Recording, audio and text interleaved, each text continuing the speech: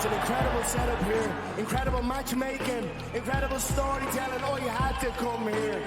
All these fighters that step in here are warriors, and all have my respect. And I'm into this game, yeah. We'll be into this, yeah. And we are live here in the Maverick Center here in Salt Lake City, Utah. Folks, what a night. It is going to be historic indeed for BKFC 56. Whoever's the king of violence right here, this is going to be a great fight. Harry on the target. Right hand from my boy, double champion. Who's the king of violence? I am! Combat fighting in its purest form, bare knuckle fighting in the city of angels. 80 seconds remaining. We've got the biggest announcement in the BKFC history we're about to make, so let's make that announcement. What's up, Knucklemania? The notorious Conor McGregor here. Ladies and gentlemen, the huge announcement that I have for you today. Conor McGregor, myself, and McGregor Sports and Entertainment is now an owner of Bare Knuckle Fighting Championship. Welcome to the big leagues. David Feldman, baby, we did it. He's now an owner of BKFC with us, and we're going to take this motherfucking thing all the way to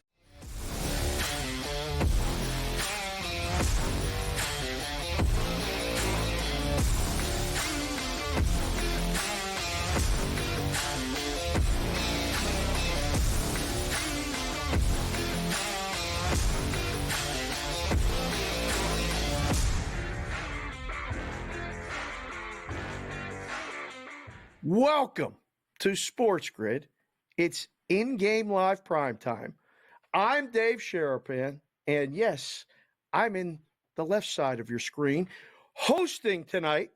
And don't adjust your sets, but usually I have someone else here with me, and tonight I do have someone else here with me, and he's here ready all night to provide plays, commentary, questions to guests, and all kinds of things. His name is George Kurtz. George, whoa. Georgie, what are you doing? You got a hat on? You got a jersey on? You're looking good, George. How you feeling tonight? You know, this is my homage to you, Dave. So I think it's the first time you and I have worked together as far as host and analyst, right? I know we've been together a million times, but I think it's the first time we've done a show together. So I give you a little homage to you. I never wear a hat, by the way. I mean, never wear a hat. I had to dig this one out of I don't even know how I got this hat, but hey, I got it there. So it's there. The jerseys I wear all the time. I think it's a Don Mattingly jersey, by the way, if I saw the number correctly when I grabbed it. So it's an older Yankee jersey there. But listen, happy to be here, Dave, Friday night. Little strange that we have no preseason football. This has been bothering me all day because why? I don't know why. Why is there no? I mean, I would love someone to tweet this out to me. By the way, send me an answer if there really is a reason. Because why is there no preseason football on a Friday night? You know, August 16th. And by the way, happy birthday! Happy birthday to my youngest daughter. She turns 14 today. So before I forget that and get yelled at, happy birthday, Madison. It's happy birthday, Madison, a fellow Leo. My birthday was Monday. All Leos, happy birthday all month here, at least up until you become a Virgo. That's great. I need to ask you before we get to the games and stuff. I know you're on day number 12 of the solo mission at the house. Is everything at the house okay? The light behind you, everything looks good. How's things going at the joint? It is very good day. It is day 12. All right. It's day 12. I am eating. I am dressed. I do know how to dress myself. For those who wonder if I don't, I'm wearing pants. Okay. I promise. Yes. It's amazing. Though. People are like, so wow, your family's gone for a month. What are you going to do? Well, I still have a job. All right. I still have a house I got to worry. I got a dog I got to take care of. It's not like I can go out here and have a party 24/7. So yes, everything is fine here. And someone asked me, and this is a better question. Are you placing more bets? I don't think so, but I'm not really crack. But I don't think so, right? No more than I normally would. I've said this a number of times. You know when I bet most, Dave? When doing this show. Because you're watching the games. I wanted something to talk about, root for, root against. That's when I get in trouble. When I'm not just a guest on the show, but when I'm a host or an analyst on in-game live, whether prime time, overtime, all access, whatever it might be, that's when I place more bets than maybe. I'm not going to say that I should, but than I normally would. That's fine. And listen, that's okay because that's what we're here to do. In-game live prime time is when the games are on. You watch us. We talk. We talk through bets. We'll have guests on. We got Steve Merrill in this hour, Dan Alexander at the beginning of the next hour, and then Cam Stewart always closes the show. We'll have Black Clouds in honor of Scott Wetzel. First order of business, though, is the Twins and the Rangers. And you're on day 12 of your solo mission at the house. When you looked at this game, I mean, it's like minus 112 in places right now. Rangers with Haney or the Twins, the total sitting at about 8.5. I don't know. It looked obvious to me, George, that it's a Twins play, but that's a dog and a plus in a lot of places. And not that you have an apprehension about taking dogs, but you like the favorites in certain situations. Any side or opinion for you in this one? Yeah, they don't call me Mr. Chalk for nothing, right? I should definitely have that little thing, little chalk monster going right across the screen there. Now it's tough to write Texas, and they didn't play all that great in Boston, right? They have their issues here. Offense is hitting better, right? They hit Yankee Stadium. They hit in Fenway, just didn't pitch all that well. Minnesota, Buxton's on the IL. I believe it's the hip injury, so he's out for a bit here. So, I mean, that's not news. We know Buxton every year is going on the IL for a certain amount of games, a certain amount of time here. I don't love this one, all right? Minnesota should be able to hit Heaney, all right? He's a hittable guy. Right? That's the best I can tell you. And I believe his record is just god-awful because generally, I don't know how much you believe in this, Dave, because it's a very small sample size. But when Heaney pitches, Texas doesn't score. Correct. All right, so there can be something to that. But do we care about that? Is it a coincidence? Like I said, it's only, 20 starts. I mean, any mathematic is going to tell you that's a small sample size, and it doesn't really matter who pitches. I kind of do think there is something to it, especially when we get to this point of the season here. I am going to take Minnesota. They've been playing better. I don't love it. It's a small bet on the Twins. Okay. All right. Well, you mentioned it, Captain Chalk, and you want to talk about the biggest chalk on the board today. Pretty simple. Astros laying a big number, Crochet on the hill for the White Sox, but we all know they're limiting his pitches. They're limiting his pitch count. The White Sox are on pace to finish with the worst record in American League history, maybe in Major League history. There's the numbers right there. Arrighetti, that ERA screaming, the record's 5-10. How in the world is be one of those ones in the book where you're like, wait, how can this team be minus 280, minus 300? The smart projection has a pretty healthy percentage here, picking the Astros. Did they make your card tonight, George? Now, this is where we have the lies, damn lies, and statistics, right? Because everything you're pointing about Arrighetti, okay, yeah. We're looking at his season-long numbers. They're not all that great. They're not. But you look at what he's done recently, right? He's pitched damn well for the Astros. Once again, youngster, he might be starting to figure it out. All right, so I don't care that his ERA is whatever it was, 5.14 with a 1.5 whip. That's including what he did all season. Lately, in his last last few starts here, it's much better. He had, the 13 strikeouts against Boston. He looks like a different pitcher here. I think it's because of Arrighetti, Hunter Brown, that Houston is where they are, which is in a playoff spot. They might win that division here. Bottom line is this. No Bregman tonight, by the way. Bregman's got a little discomfort in the elbow. But they're saying it's nothing major. They're saying that, we don't know. It could be a lie. But he's not in the lineup tonight. Crochet hasn't gone past, 77 pitches in his last 3 outings. You already mentioned that. They're guarding him. So he's not going to go deep into the game. Of course, I like the Astros, but I'm not laying 270. You can parlay this. You want to go on the run line. I'm okay with that. Although, I want to check this thing for a second. All right, minus 126. I'm okay because lately they've been figuring out the run line. Another way to attack this, Dave, and I brought this up, I forget with who. It might have been Mark Zeno the other day. I liked, in this case, to sort of hope that Chicago could score first. All right? Then you get that 1-0 lead, and we get that number at much better. But the books seem to be catching on to this. And that, but it was fun for a while. But now they're catching on. They don't lower it. Okay, it's minus 275. Now it'll be minus 210, even though they're down 1 run.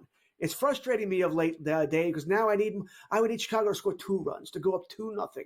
And, that's not as easy to come back from. No, it's not. And, you mentioned guarding Crochet, and that would bring us to the next game in the Midwest.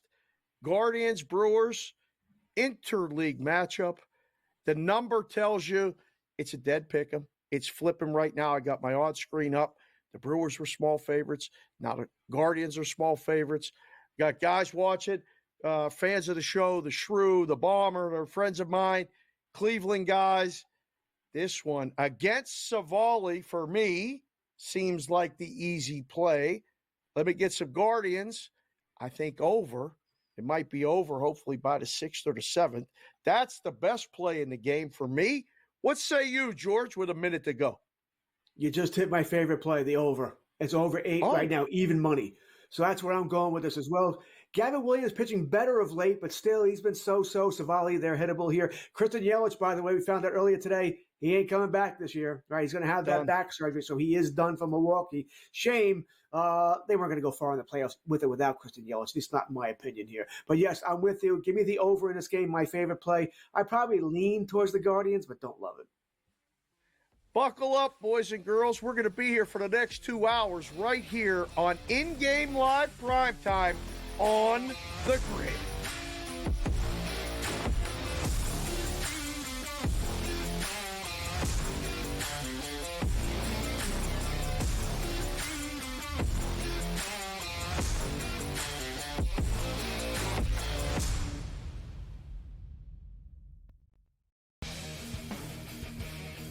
These preseason games often just come down to a team will get inside the 5-yard line and they go for it. Like nobody's ever, like in the real world, the Falcons would have kicked a field goal. And hit this thing right down to the middle. We talk about these games being close, decided, maybe a tie. Like that's the whole thing. You talked about it, Merrill. These lines are moving like not just 1 or 2 points. Like this is significant stuff. Sports Rage tonight, only on SportsGrid. We looked borderline unprepared the end of the game. We didn't know how to match up. We didn't know how to switch that at half court. And when Gabby Williams got the ball, hit that long three to funnel her to the basket to keep that is on the staff, but it's also the fact that we did not think we were in that or going to be in that situation. Betting above the rim, only on SportsGrid. Hey, let's say it comes down for Matt Kuchar in the FedEx Cup fall. Let's say he doesn't make a cut, and it comes down to one shot. And that's a good point. And he keeps his card for the top 125 because he did make the jump from, I think it was 113 to 103. So he made a 10-spot jump. So he's got, 17, or let's see, that was not good math. He's got about 20. Not a math bot. The Smiley Show, only on SportsGrid. It feels like everybody's running to Houston, and that worries me a lot. The expectations for this Texans team, given where they were a couple of years ago, is kind of scary, is it not? I was at least looking for a number. I think the best one I found was plus 850, and then Super Bowl-wise, I think it was 16-1. I think if they make it, they would probably be the favorites. Game time decisions, only on SportsGrid.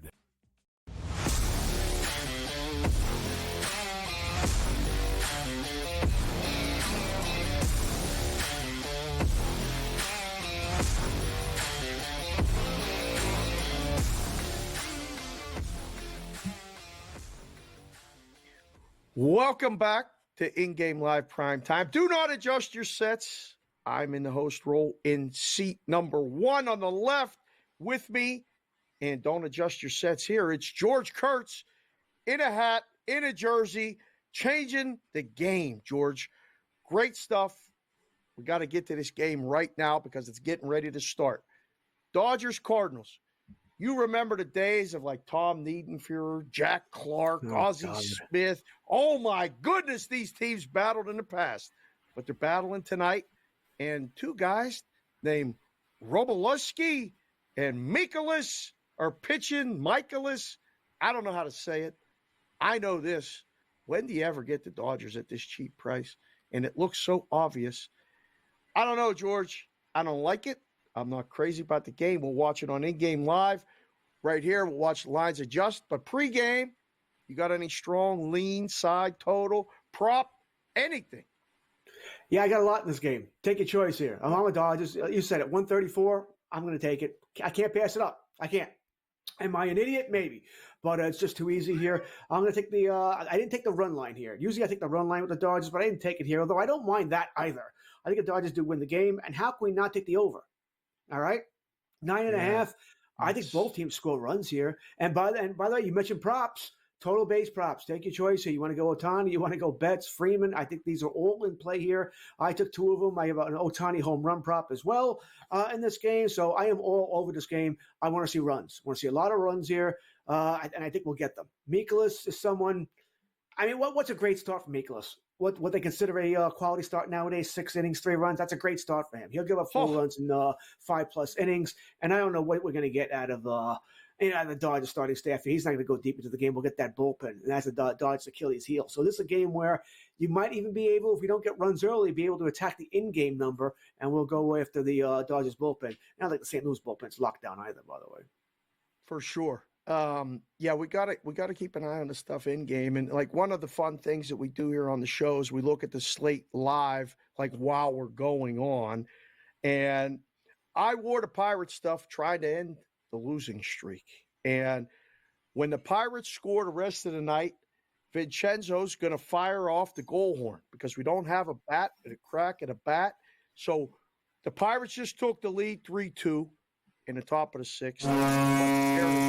Thank you, Vincenzo. I know you're a big Yankee guy, and you're wearing a Don Mattingly shirt.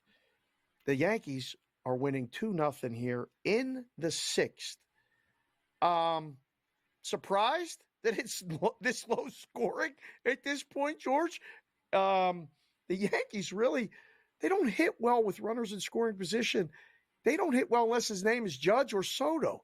What are you looking at with this game? I know you got the game on one of your 8 screens in the lair there. 6 screens. Yankees are on the big screen, of course. And they're looks like they might make a pitching change here. Detroit has runners on first and second, 1 out. Looks like what's his name? Weaver's warming up in the bullpen. He'll be in before long. I think the under was the play in this game. Did you look at the starting lineup here? As soon as I saw the starting lineup, which was going to be LeMahieu is in the lineup, Trevino is in the lineup, and Peraza is in the lineup. Now, I make fun of that, but Peraza hit a home run. So he got one of the runs here. You figured it wasn't going to be good, all right, that the Yankees weren't going to score a lot of runs. You already said it. If Soto and Judge aren't mashing, they're not getting it done. All right, there's nobody else there. Torres was leading off today, which is somewhat of a surprise. It's just, listen, it's Detroit. It's not exactly a great hitter's ballpark either. So the under was the easy play for me, especially when you consider that Cole was pitching. I figured he'd pitch well. He's not Cole. He's not that guy. For whatever reason, he's not that guy yet. Maybe it'll be next year. But he's pitched well tonight, and he's about to get I thought it was going to be a double play, but they got 1 out. Nobody covered second base, so what are you going to do?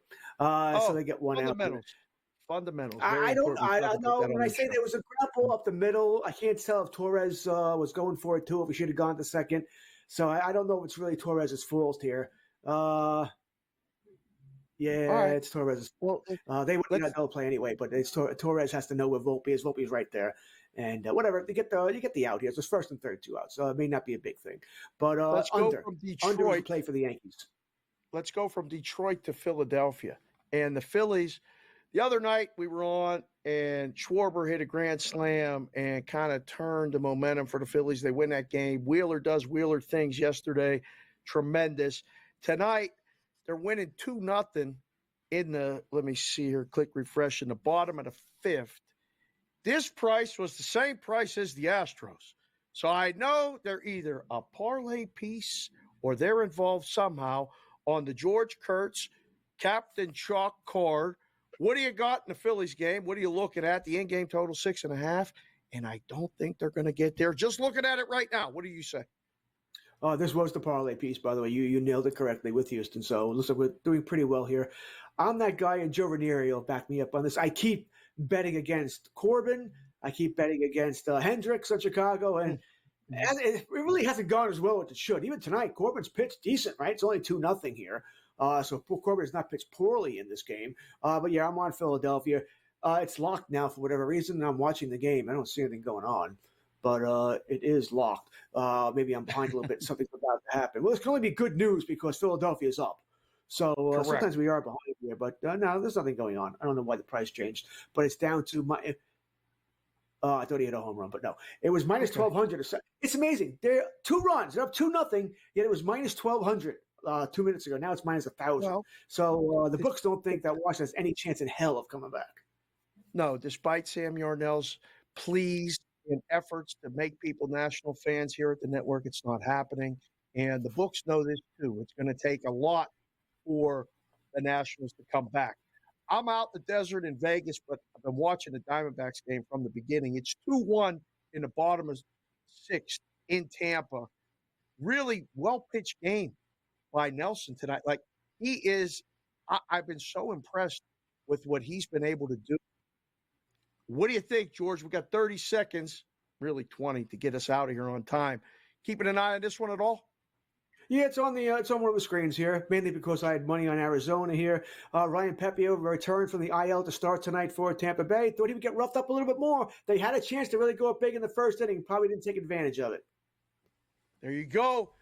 We'll be back after the break with the Black Cloud Play of the Night in honor of Scott Wetzel. Stay tuned.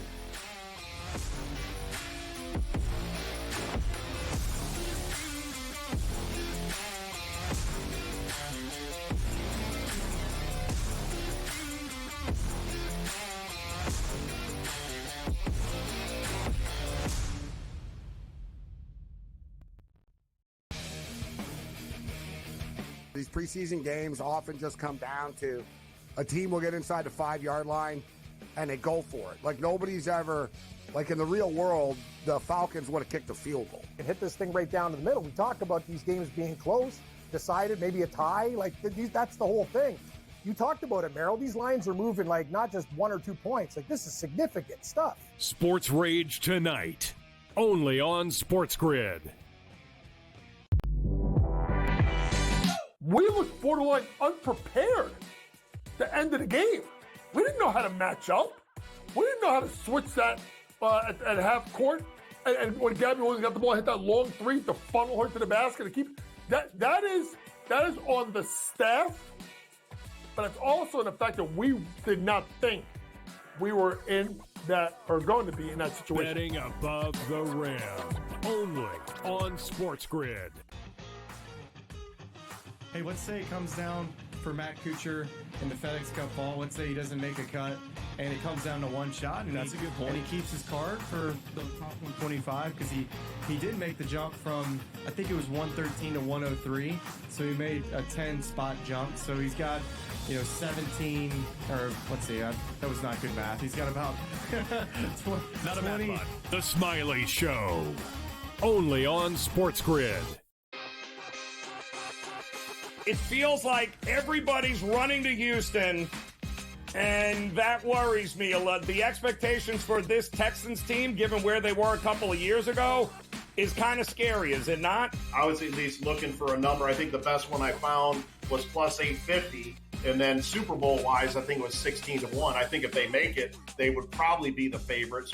Game time decisions, only on SportsGrid.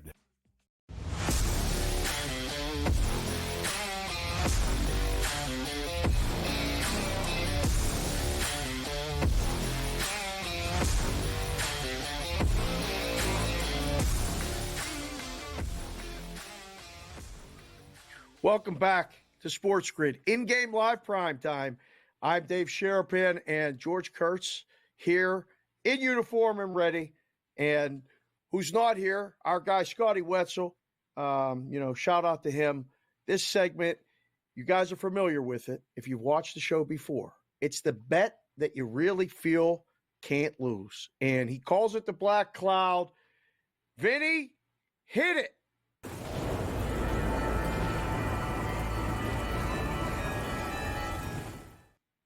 Black Cloud Play of the Night. The game that you just look at the board and it screams your name. You can't lose. The San Diego Padres tonight, minus 174 at Colorado. Quantrill on the hill for the Rockies. The Padres did it right a couple days ago. They got there for us on the Black Cloud Play of the Night. 9-1 in their last 10, the Padres are. Even the smart projection has them at a nice number there to win this game. The Rockies are 3-7 in their last 10. and they've played 10 times this season. George, I'll ask you this. This is where I start to get concerned. The Rockies have won 6 of those 10 games against the Padres this season. When you look at these games in the handicap between division foes that have played most of their games against that opponent, does that factor into the equation if you go to make a play? Sure it does. Well, they don't like each other. They know each other pretty well here. We got Waldron on the mound for San Diego, the knuckleballer. All right, in Coors, how well is that going to play? Is the ball going to knuckle as well as it normally would? So that concerns me somewhat. The books don't think so because they have it over under 11.5. All right, so they think a lot of runs are coming tonight. All right, and I got to tell you, I think so too. I think this is a game, for me personally, I want no runs in the first inning. I think we'll get down to 10.5, and then I'm going to hit the over. That's what I want. Whether I'm going to get it or not, we'll see. But that's what I plan on doing in this game. I'm not going to bet the pregame total, but I want I want to see a scoreless first inning, and then I'll go back at it here. Now, I'm getting a better price. I'm getting minus 164, which is right about my comfort line, Dave, 160, 165. So I'm getting 164. I am going to go in on San Diego. I'm going to take that because it went to my comfort line here. So give me the Padres, but I want to wait. Like I said, wait an inning before I hit the over. If no score, then I'm definitely going to hit the over because I think it'll go down to 10.5. And I think we are getting runs as this game moves along. All right, you buried the lead that's your comfort line because I've seen you lay bigger numbers and you're comfortable with anything. You're not afraid of anything, George, as far as lines and prices. I've seen it myself. Now, I know you're a hockey guy, and this reminds me of the handicap when you see division opponents play. Me and you are both old enough to remember the old divisions, the Patrick division, when you played what seemed like you played the Rangers and the Penguins played 10 times a year. I think it was 7 or 8. But I think there is something to be said for some team having your number. I think the difference in the baseball is that current form of pitcher might override that. So I don't want anything to do with Quantrill tonight. Again, it's a play against him, and it's a play on the Padres as the lineup is hitting. Is there anything else later? I mean, we got Braves and Angels later that, maybe you see there that you would – I don't want to call it another black cloud play, but Atlanta and the Angels, maybe? Anything? No? Nothing? Schwellenbach has been really good. Really good for the Braves. All right, he stabilized things a little bit. The Angels are playing a little bit better, right? They got some youngsters now that are coming along here. I mean, the Braves are the play here. The total of 8, I'm probably leaving that alone for now. We'll see. But if you don't want to lay the 162, where are we going? Where are we going with a parlay here? I guess you could parlay with San Diego. You want to go with 2 late game parlay? What do we get here? You go Padres at 164, Braves at 162. We get a plus 160. That's not bad. I actually don't mind. I think I'm going to take that. I'll take a little late game parlay here. Right now, I'm not going to be up till 1 o'clock to see the end of this. So I'm going to go with the little parlay. I work till at least 1. Leave me alone. I will go to bed at a decent time tonight, Dave. I got to work early tomorrow, or earlier than tomorrow. Okay. Fair enough. We'll have Merrill on. Give me the plus 160.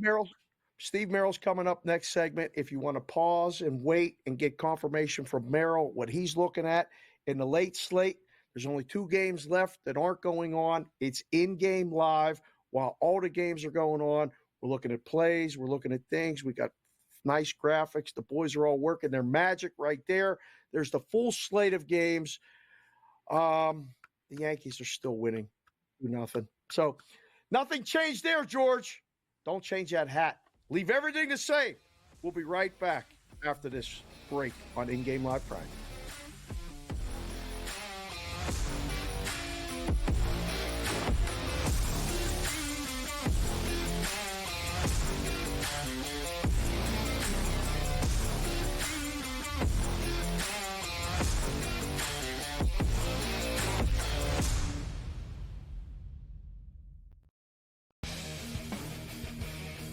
These preseason games often just come down to a team will get inside the 5-yard line and they go for it. Like nobody's ever, like in the real world, the Falcons would have kicked the field goal. And hit this thing right down to the middle. We talk about these games being close, decided, maybe a tie. That's the whole thing. You talked about it, Merrill. These lines are moving like not just 1 or 2 points. Like, this is significant stuff. Sports Rage tonight, only on SportsGrid. We looked borderline unprepared to end of the game. We didn't know how to match up. We didn't know how to switch that at half court. And when Gabby Williams got the ball, hit that long three to funnel her to the basket to keep that is on the staff, but it's also the fact that we did not think we were in that or going to be in that situation. Betting above the rim, only on SportsGrid. Hey, let's say it comes down for Matt Kuchar in the FedEx Cup ball. Let's say he doesn't make a cut, and it comes down to one shot. And that's a good point. And he keeps his card for the top 125 because he did make the jump from, I think it was 113 to 103. So he made a 10-spot jump. So he's got, 17, or let's see, that was not good math. He's got about Not a bad one. The Smiley Show, only on SportsGrid. It feels like everybody's running to Houston, and that worries me a lot. The expectations for this Texans team, given where they were a couple of years ago, is kind of scary, is it not? I was at least looking for a number. I think the best one I found was plus 850. And then Super Bowl-wise, I think it was 16-1. I think if they make it, they would probably be the favorites. Game time decisions, only on SportsGrid.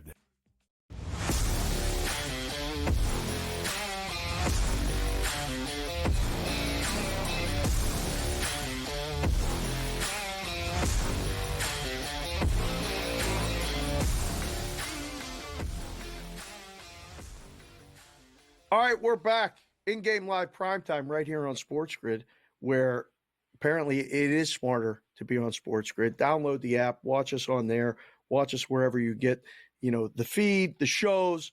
We got bets, I got hats, I got jerseys, and guess what? Tonight, so does George Kurtz. Both. That's a hell of a parlay you got working there, George. Hat and jersey. We were scheduled to have Steve Merrill. He may or may not be joining us here in this segment. The Yankees are still up 2-0. What was that stat that you gave me during the break about the Yankees bullpen? I might want to bet over after hearing this. Yeah, the last 5 games, the Yankee bullpen 10.7 ERA. Keep in mind, you're going to get the Yankees' best relievers tonight, right? They have a 2-run lead. Weaver's going here, although he's been part of the problem. He's part of that 10.7 because he got shellacked, in game 2 of the doubleheader versus Texas last week, although it wasn't all his fault. Jazz Chisholm didn't step on third base to get a force out. He didn't know it was a force play, and he missed the tag, and that led to all 5 runs. So this could have been averted here. But that being said, we're going to get the Clay Holmes experience tonight, right? And Lord knows what he may or may not do in the 9th inning, because that guy, man, his ball moves all over the place, but he has no idea where it's going. And when it flattens out, they seem to crush him. So he'll drive all of us Yankee fans absolutely batty. So what is the in game? Now you said it, though. What is the in game over here? Might be time. I mean, take a look. While you're looking at that, we got breaking news. 4.5. 3.5. We got breaking news from our another one of our behind-the-scenes esteemed producers, Sam Yarnell. Let me know that Tyler Glasnow is going on the injured list with right elbow tendonitis. We've heard things before. Guys have gone on the injured list in the past, shutting a car door. I don't know. I can't remember who did that, but you might remember it, George. A lot of things happen in August that may or may not be actual injuries, and I'm far from qualified to even say what it is and what it isn't. But this brings into play, well, he wasn't going to win the Cy Young. The odds would indicate that. But I'm looking at pennant, and I'm looking at World Series and going, the Dodgers, if there's a problem with Glasnow, this opens up the door in the National League, does it not, George? Isn't the door already open? I mean, it's been open for a while, right? I think Philadelphia, you can make it. And if not the fact that Philadelphia's played poorly over the past 2-3 weeks, and I still think this is probably just, every team goes through this at some point during the season, but they played poorly over the past couple of weeks here. But I think they've determined that they're a team to beat. I don't think there are any great teams in baseball. I don't think there's any, wow, the 90s Yankees or anybody like that. I don't. But I think the Phillies might be the best team in baseball. The Dodgers, in my mind, Dave, they're a hard team to judge, right? Because Mookie Betts just came back. They'll get Max Muncy back next Tuesday. Edmund, one of their acquisitions from St. Louis, the super utility player, apparently they're going to get him back Monday. Walker Buehler just came back Wednesday. Yamamoto just threw 17 pitches in a rehab outing today. I mean, so many moving parts here. Now he had Glasnow into this. Now, I guess I brought up during the break that, well, maybe they're just shutting him down to give him a rest. Teams do that. I don't think this is what it is, by the way. I think it is legitimate injury because he was pushed back before this. Let's not forget that. So they apparently knew about this injury a couple of days ago, and they pushed him back, and now they're putting him on the IL. So it probably is a legitimate injury here. But we don't know about Glasnow. River Ryan they lost him for the season, right? With the Tommy John, he's gone. I mean, this team is playing through it. They got Kershaw still, who's been okay. You acquired Flaherty, very good move here. I don't think Walker Buehler is going to be Walker Buehler until next year, by the way. I think they're hoping, but I just don't think he's that guy. So I think we got to worry about that. Gavin Stone, Roblowski, whatever Bobby Miller becomes, right? He's still down here. We'll see. Yep. But I think the Dodgers right now, they're a tough team to judge. Well, perfect timing because our guy, Steve Merrill, is here. Welcome, Steve Merrill, to the show. Steve, George, and Dave, you're the only guy without a hat tonight, but I know you got plays, and I know before we talk about what could be in the National League and all that other stuff, there's a game coming up, San Diego and Colorado. We use it as the Black Cloud play of the night because it's against Quantrill, and how can you bet against the Padres 9-1 in their last 10? Any play or opinion in that one, Steve?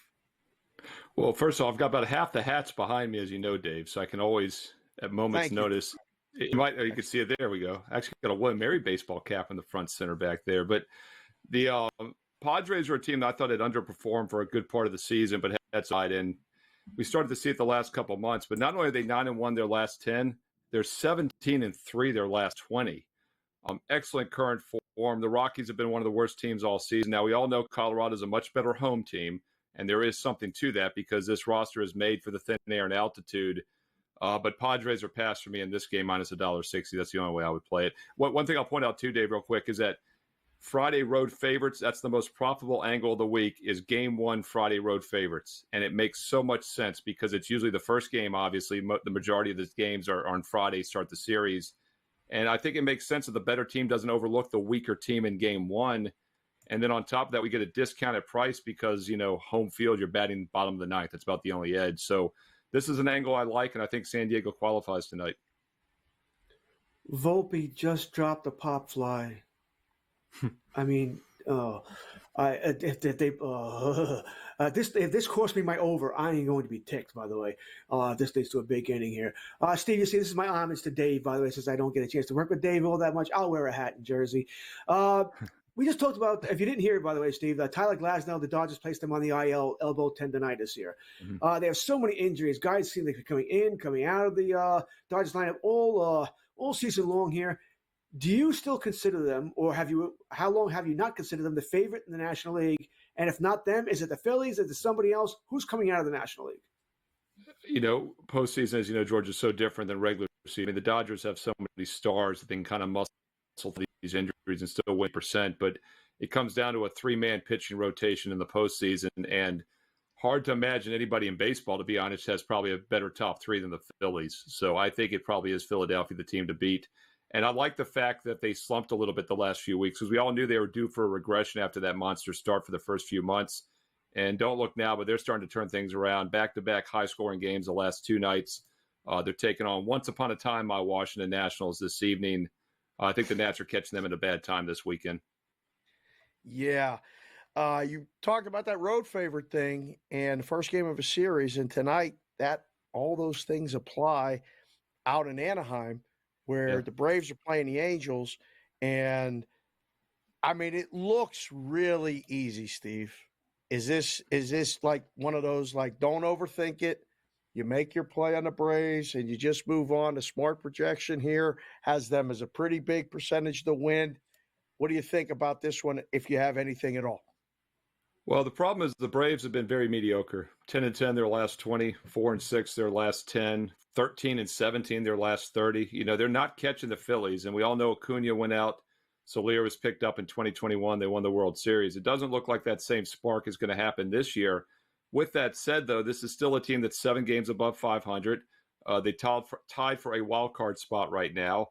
I don't think they're going to win the division. They're going to probably make the wild card. So I'd be cautious with them. But I do agree, Dave, this fits that game one subset I love to use on Fridays. So once again, it'd be Atlanta or a pass for me in this one.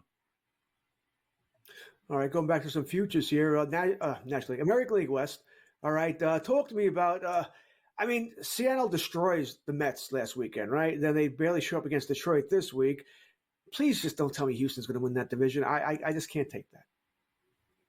Yeah, I think they are going to win the division, but Seattle could be a dangerous playoff team. They've got some starting pitchers that could get it done. Offensively, they're challenged, but once again, in the postseason, it's more about starting pitching. If you look at run differential, Houston's still 40 runs better, so they're the better team, and I think they do win the division. All right, Steve, if you can hang the little bit of the next segment, you're more than welcome to stay. We appreciate having you here tonight on InGame Live Primetime. Stay with us because I got a couple other questions to ask you before we let you go. Maybe some preseason football questions. Right here, stay tuned. Break coming up.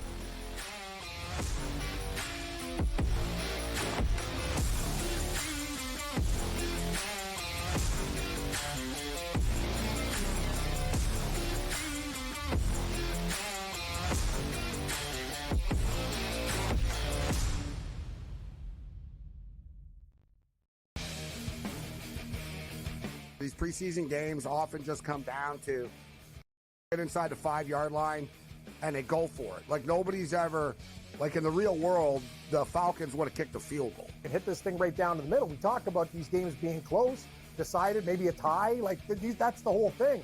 You talked about it, Merrill. These lines are moving like not just 1 or 2 points. Like this is significant stuff. Sports Rage tonight, only on SportsGrid. We looked borderline unprepared the end of the game. We didn't know how to match up. We didn't know how to switch that at half court. And when Gabby Williams got the ball, hit that long three to funnel her to the basket to keep that is on the staff, but it's also in the fact that we did not think we were in that or going to be in that situation. Betting above the rim, only on SportsGrid. Hey, let's say it comes down for Matt Kuchar in the FedEx Cup ball. Let's say he doesn't make a cut, and it comes down to one shot. And that's a good point. And he keeps his card for the top 125 because he did make the jump from, I think it was 113 to 103. So he made a 10-spot jump. So he's got, 17, or let's see, that was not good math. He's got about not a bad one. The Smiley Show, only on SportsGrid. It feels like everybody's running to Houston, and that worries me a lot. The expectations for this Texans team, given where they were a couple of years ago, is kind of scary, is it not? I was at least looking for a number. I think the best one I found was plus 850. And then Super Bowl-wise, I think it was 16-1. I think if they make it, they would probably be the favorites. Game time decisions, only on SportsGrid.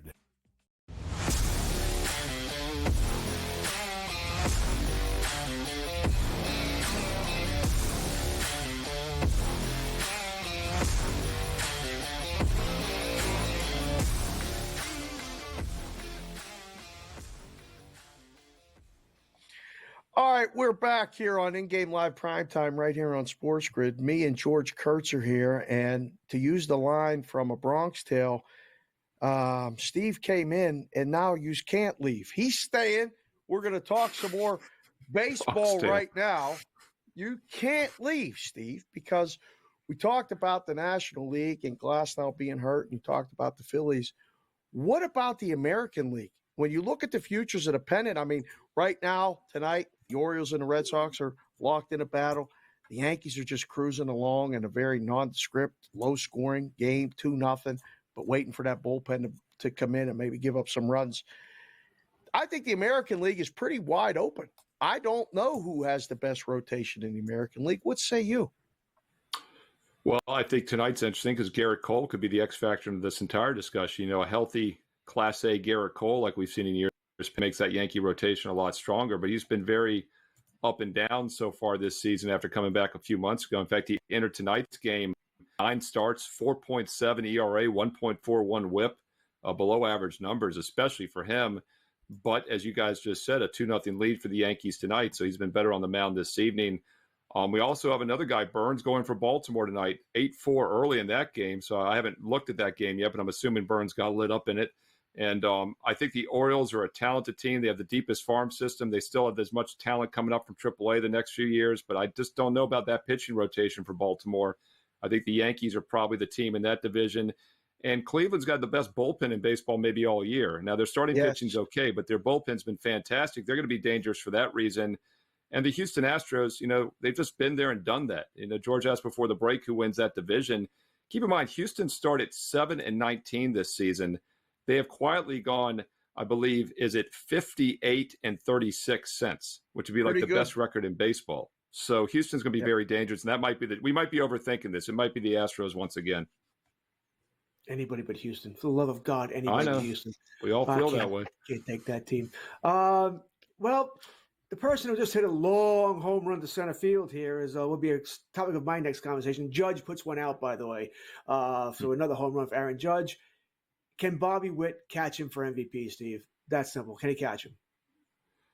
And especially with Texas being, not Texas, I'm thinking his father, Kansas City, is having such a monster season this year. The Royals, by the way, have the best run differential in the American League Central, yet they're in third place.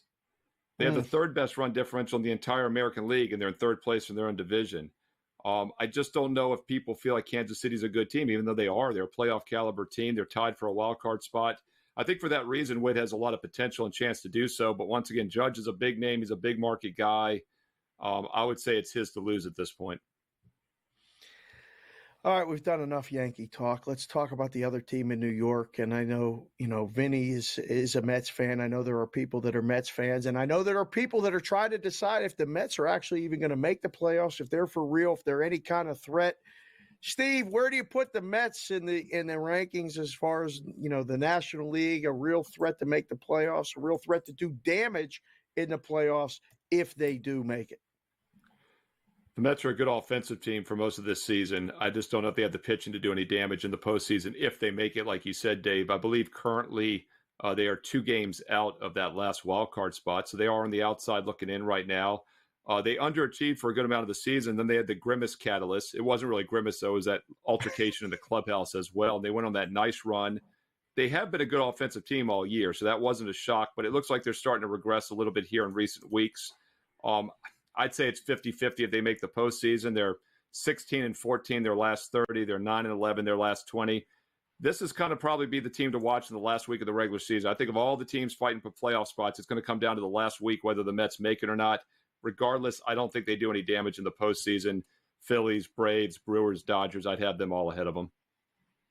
Yeah, I'm with you there, Steve. Pittsburgh, by the way, you mentioned Corbin Burns. He gave 8 runs tonight in 4 innings. Wow. Not a good night with Corbin whatsoever. My next topic, my next conver, okay? Skeens, good start tonight, right? Go 6 innings, 6 strikeouts, 4 walks. And right now, Pittsburgh's winning 5-2 here. Is he going to win Rookie of the Year now? I mean, I guess my next question is this. In my opinion, for him to win Rookie of the Year, he has to pitch through September. Why would the Pirates are falling apart now? They're falling out of it now. I assume they're going to shut him down, right? It would be the smart thing to do. Is there any way for him to win Rookie of the Year, especially the way Jackson Merrill is coming on here, hitting everything out of this park? We think San Diego's going to go to the playoffs. What does Skeens have to do now to remain in the Rookie of the Year conversation? Can he win it if he gets shut down? Yeah, it's too bad Jackson Merrill is 2 R's, 2 L. It's like you normally see Merrill, because otherwise I'd really be pulling for him if he was the 1 L version. But he's been on a monster run. It's interesting, George, because it's always like, how does Skeens not win it? He's been probably the most dominant pitcher in baseball this year, even though he's a rookie. He's pitched half a season. But you bring up a great point. They probably do need to shut him down at some point.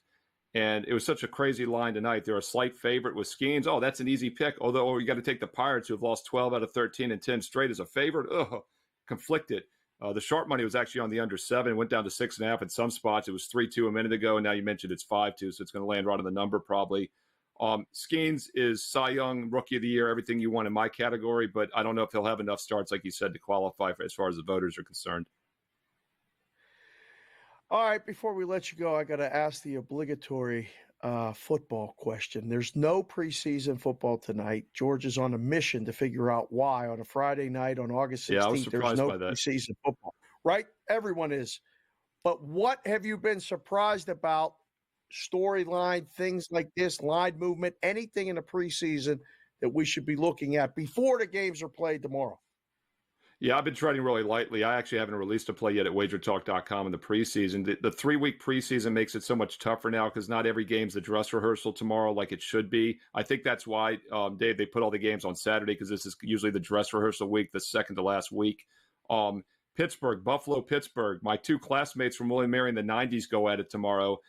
Teddy Covers gave out the Bills earlier on Wager Talk today.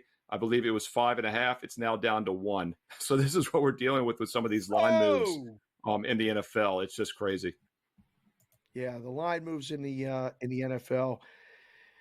The Steelers and Bills, I think that's a dead under myself. But Steve, thank you for joining us here on InGame Live Primetime.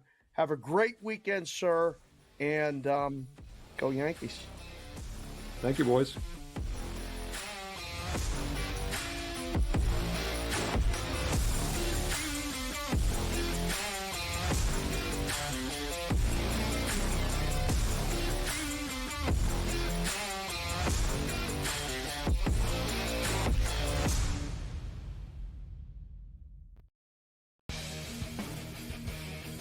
These preseason games often just come down to a team will get inside the 5-yard line and they go for it. Like nobody's ever, like in the real world, the Falcons would have kicked a field goal. And hit this thing right down to the middle. We talk about these games being close, decided, maybe a tie. Like that's the whole thing. You talked about it, Merrill. These lines are moving like not just 1 or 2 points. Like this is significant stuff. Sports Rage tonight, only on SportsGrid. We looked borderline unprepared the end of the game. We didn't know how to match up. We didn't know how to switch that at half court. And when Gabby Williams got the ball, hit that long 3 to funnel her to the basket and keep that is on the staff, but it's also the fact that we did not think we were in that or going to be in that situation. Betting above the rim, only on SportsGrid. Hey, let's say it comes down for Matt Kuchar in the FedEx Cup ball. Let's say he doesn't make a cut, and it comes down to 1 shot. And that's a good point. And he keeps his card for the top 125 because he did make the jump from, I think it was 113 to 103. So he made a 10-spot jump. So he's got, 17, or let's see, that was not good math. He's got about Not a bad one. The Smiley Show, only on SportsGrid.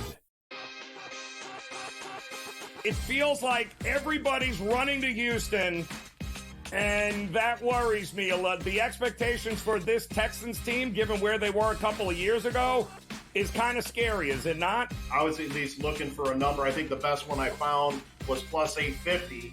And then Super Bowl-wise, I think it was 16-1. I think if they make it, they would probably be the favorites. Game time decisions, only on SportsGrid.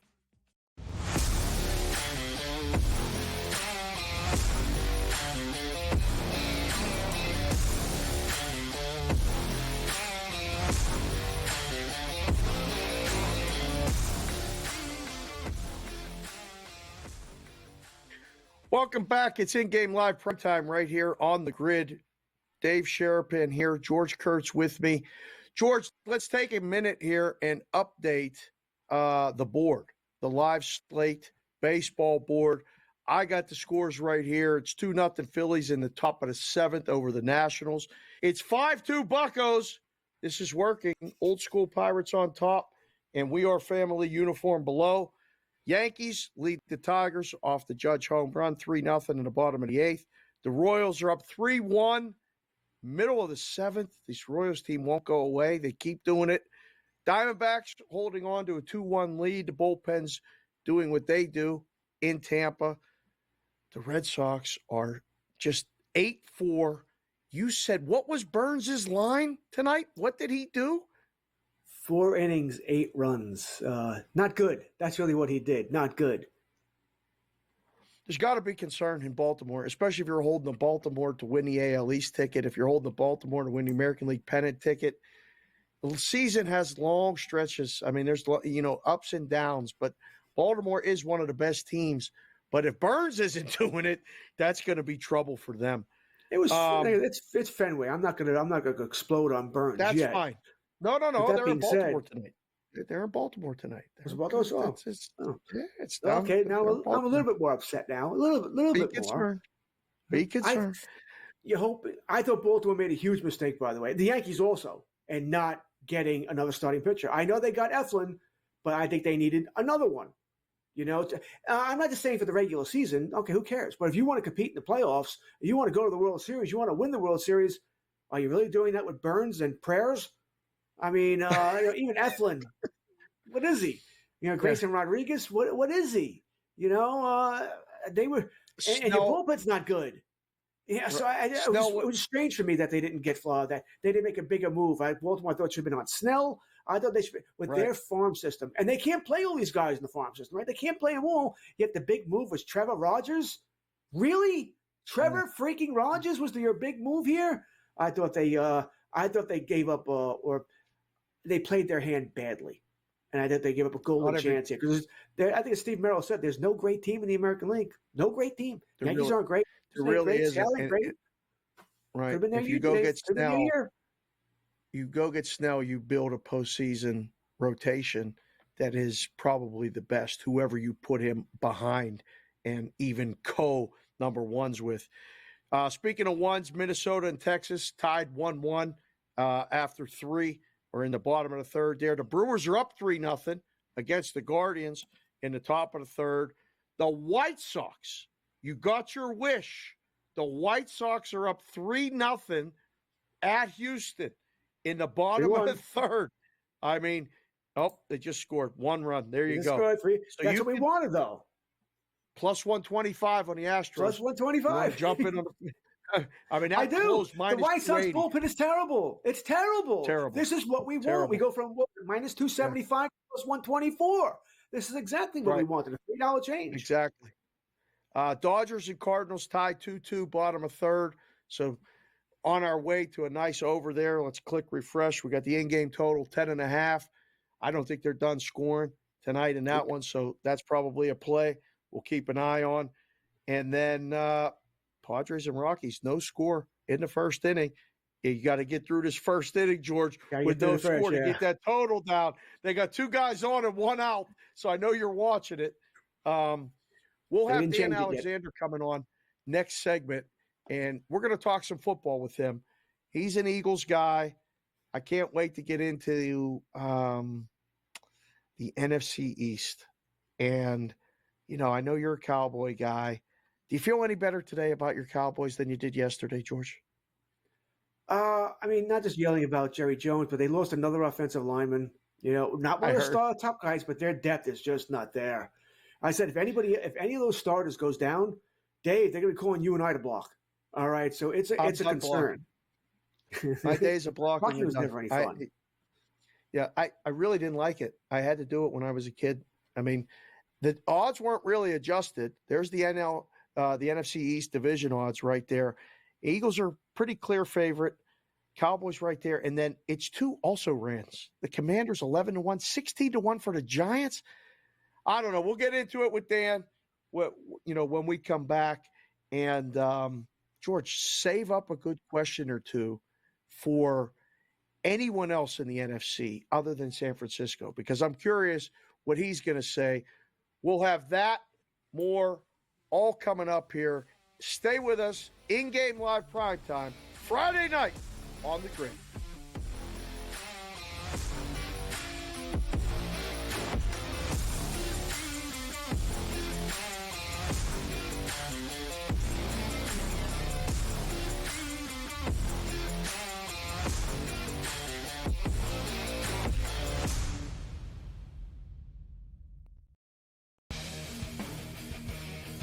These preseason games often just come down to a team will get inside the 5-yard line and they go for it. Like nobody's ever, like in the real world, the Falcons would have kicked a field goal. And hit this thing right down to the middle. We talk about these games being close, decided, maybe a tie. Like that's the whole thing. You talked about it, Merrill. These lines are moving like not just 1 or 2 points. Like this is significant stuff. Sports Rage tonight, only on SportsGrid. We looked borderline unprepared the end of the game. We didn't know how to match up. We didn't know how to switch that at half court. And when Gabby Williams got the ball, hit that long three to funnel her to the basket to keep that is on the staff, but it's also the fact that we did not think we were in that or going to be in that situation. Betting above the rim, only on SportsGrid.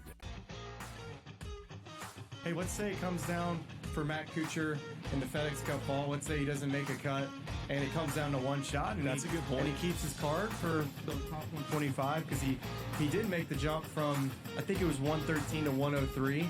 So he made a 10-spot jump. So he's got, 17, or let's see, that was not good math. He's got about 20. Not a math bot. The Smiley Show, only on SportsGrid. It feels like everybody's running to Houston, and that worries me a lot. The expectations for this Texans team, given where they were a couple of years ago, is kind of scary, is it not? I was at least looking for a number. I think the best one I found was plus 850. And then Super Bowl-wise, I think it was 16-1. I think if they make it, they would probably be the favorites. Game time decisions, only on SportsGrid.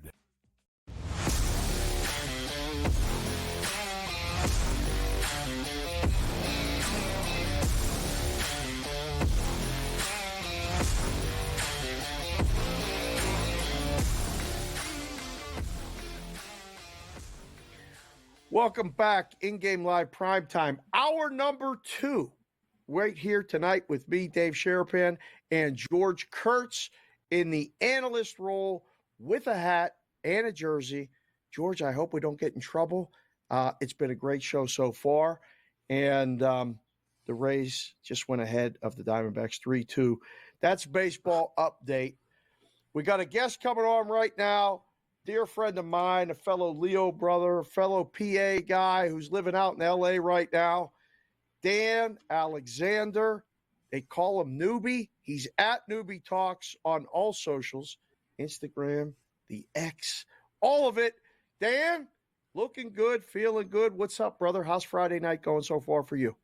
Oh, it's going even better now that it was explained from George of how that helmet levitates behind him. The entire first hour, I was like, what is going on here? So the magic trick was working. I think I somehow turned into a Cowboys fan while I was getting ready to come on here. But usually, I saw it when George was like, I'll go short shirt or I'll go hat and jersey. I couldn't quite find a jersey, but I did throw on the hat for you, gentlemen. So I'm at least ready in that regard. Hit him with something, George. All right, how kind of you. All right, you're the Eagles fan. I'm the Cowboys fan. Now I am the Cowboys fan who pretty much hates the Cowboys. Go figure here. I'm on the Cowboys under this year. I had taken on the Philadelphia Eagles to win the division.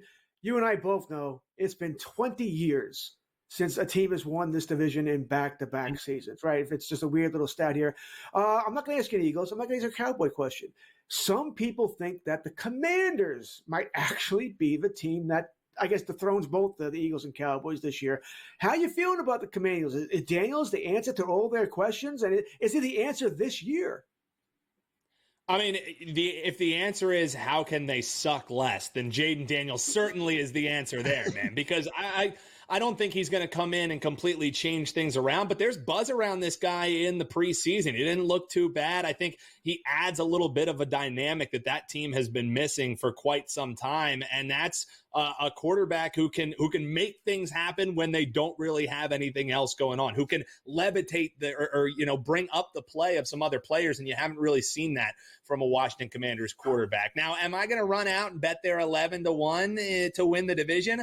I don't think so, but I think there are some ways to get at it. I've seen some love in the marketplace and the number change a little bit on Jaden Daniels being a potential Rookie of the Year candidate. I wish he had a little bit more around him, but how much tread is left on the tires of an Austin Eckler? How much can you get? Does the play raise for a guy like Terry McLaurin? Like, they have a pretty good wide receiving core that always gives teams fits. And let's be honest, like, as far as competition goes in the NFC East, it's the Eagles and the Cowboys, sure, but what's a guarantee every single year is the Commanders are going to steal a game off of the Eagles. Is it going to be at home? Is it going to be away? Every time they play them so damn tough. So, I still think it is a two-horse race, George, but I think it's going to be a little bit more competitive than maybe it has been in years past. I wouldn't be betting any Cowboys or Eagles to get, 5 or more wins in the division bets like I've seen out there. That definitely wouldn't be on my card this year. Season wins for the Eagles, noobs, is 10.5, and you've lived it. I mean, basically, as a season ticket holder your whole life. You've lived that ride last year. You were one of the first people that I know around, as both an Eagles fan and someone who really watches the team and knows and writes columns about them and stuff. You called the downfall way before a lot of people did. There's a lot of things going on in Philadelphia at camp. There's, I don't know if Sirianni's fighting with Hurts or not. What do you think about that schedule? What do you think about that season wins? And why are you shaking your head already? I didn't even finish the question. Oh, because last year I was already saying, I was at that Bills game when they came back and they beat the Bills. And the whole entire year I was saying, I was like, yes, they keep winning these games, but we don't know if they're good or if they suck. And then down the stretch, it became abundantly clear that maybe they didn't suck, but they really weren't the top flight team that a lot of folks were thinking. I mean, I look at that schedule. I don't think it's any foregone conclusion. They're 1.5-point favorites against Green Bay. I call that game a coin toss because you also have the added factor of, are these teams allowed to wear green or not? That's going to be in the back of their head while they're trying to play there on the field in Brazil. And the other thing is, if you look at this schedule, there are so many soft parts of it. When you look at like a Falcons team, when you look at a Bengals team last year that wasn't who they were supposed to be, you look at a Panthers team. Every team who is on this schedule got better in this offseason. And, they typically, you say maybe teams keep stasis. The thing that stands out to me too is that week 5 bye. Like, you have that early season bye. There is no rest for the wicked down the stretch when you got to play the Cowboys and then a better Commanders team. You have that trip to LA, and that game is always a bit of a battle. And then you play the Ravens, who I don't think they've beaten the Ravens, I think, in 3 straight outings against them in the regular season. And by the point when they play the Steelers in week 15, you're going to actually know who your quarterback is. You know what I mean? Like, Dave, you know better than anyone. It's just question marks galore with this Pittsburgh side. But by that point, you're going to know, is it Fields? Is it Wilson? And that's going to be a playoff push potential for them as well in the season. So the schedule makers didn't make them any favors. And that 9.5, I think it's going over or under by 1 game. I think 9.5 is the perfect number. And if it's sitting at 10.5, I'm leaning the under on that. I think the Eagles get it done. By the way, I just like the Eagles this year. I think once again they're better than the Cowboys. But let's stick in the NFC. On paper, I agree. Let's stick in the NFC. A team that just I know is my bugaboo. The San Francisco 49ers. I mean, 1-53. All right, damn good team. But this Brandon Ayuk thing, which by the way needs to end. Trade him, sign him, do something, please. I'm tired of talking about this, but it's still out there. But no one's talking about Trent Williams. All right. And I think you can make an argument. He's more important than Brandon Ayuk. Their record when Williams is out of the lineup is not good. Not good at all here. How concerned are you for the 49ers? Okay, this is just business as usual here. They'll figure out the Ayuk thing within a week, and then they'll move on to Williams. Who cares if he misses all of August as long as he's there by week 1? How concerned are you for this? I mean, it's never good having this kind of looming over you as you're heading on into the season, but these are preseason issues. You know what I mean? Like, these are things that will be figured out. So if you're asking me, do I think the sky is completely falling on a team that has been historically good on both sides of the ball in this past season? I don't. Do I think they should be the prohibitive favorite in the NFC with teams like the Lions, with the Eagles, with even a Packers team that I think might be pushing people? I don't think that they should be it's like a little over like 2-1 is what you're getting on them to win the NFC. So I think where there's smoke, there is fire, and there is concern around this 49ers team. But it's a lot better to have concern heading into the year than have concern popping up in week 4, week 5, when you're really trying to solidify what you're going to look like the rest of the season.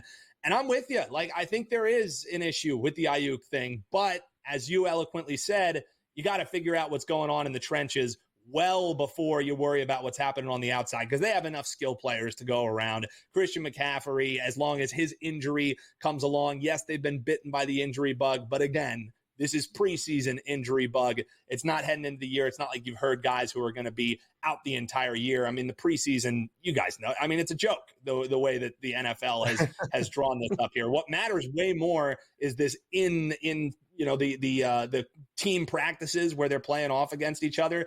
That's where teams are really getting their best looks outside of what you're seeing in this preseason draft. All right, do you have a couple minutes to hang with us over the next segment?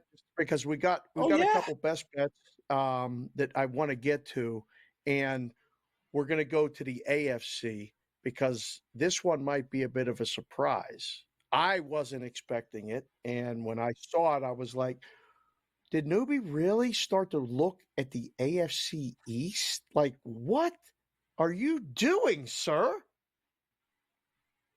Well, you'll see. You'll see, Dave. We got a break coming up. I can't get into it that much. I just want to make sure your eyes do not deceive you. Okay. We'll be back after a quick break, and you are going to wow everybody with your best bets.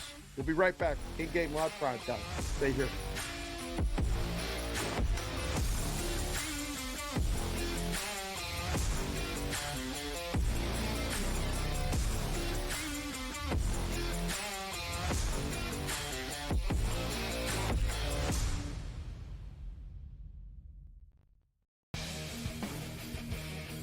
These preseason games often just come down to a team will get inside the 5-yard line and they go for it. Like nobody's ever, like in the real world, the Falcons would have kicked a field goal. And hit this thing right down to the middle. We talk about these games being close, decided, maybe a tie. Like that's the whole thing.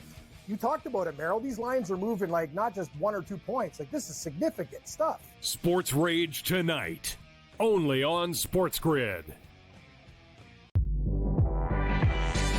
We looked borderline unprepared to end of the game. We didn't know how to match up. We didn't know how to switch that at half court. And when Gabby Williams got the ball, hit that long three to funnel her to the basket to keep that is on the staff, but it's also in the fact that we did not think we were in that or going to be in that situation. Betting above the rim, only on SportsGrid.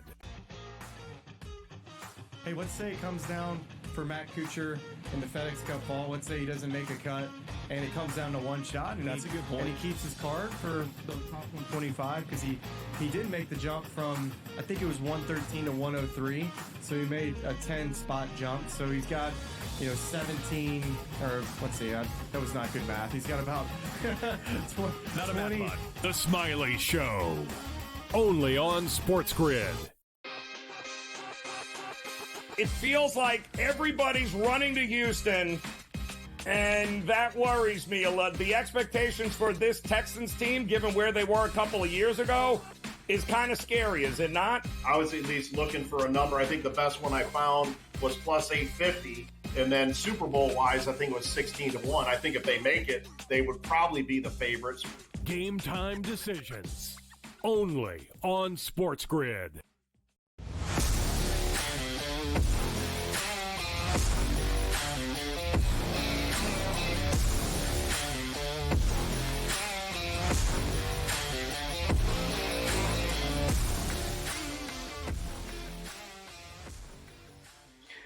Welcome back to In-Game Live Prime Time right here on SportsGrid, where the games are going on. We're talking about them.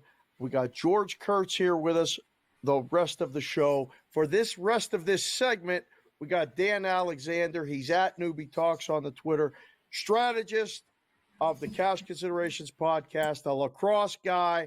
He does everything at Wager Talk, and he's got best bets. And I got to tell you, Noobs, I'm surprised. I can't believe you did it. I mean, they did this fancy graphic, and I know it's right because Jack is a Jets fan, and Does that say Jets to do what?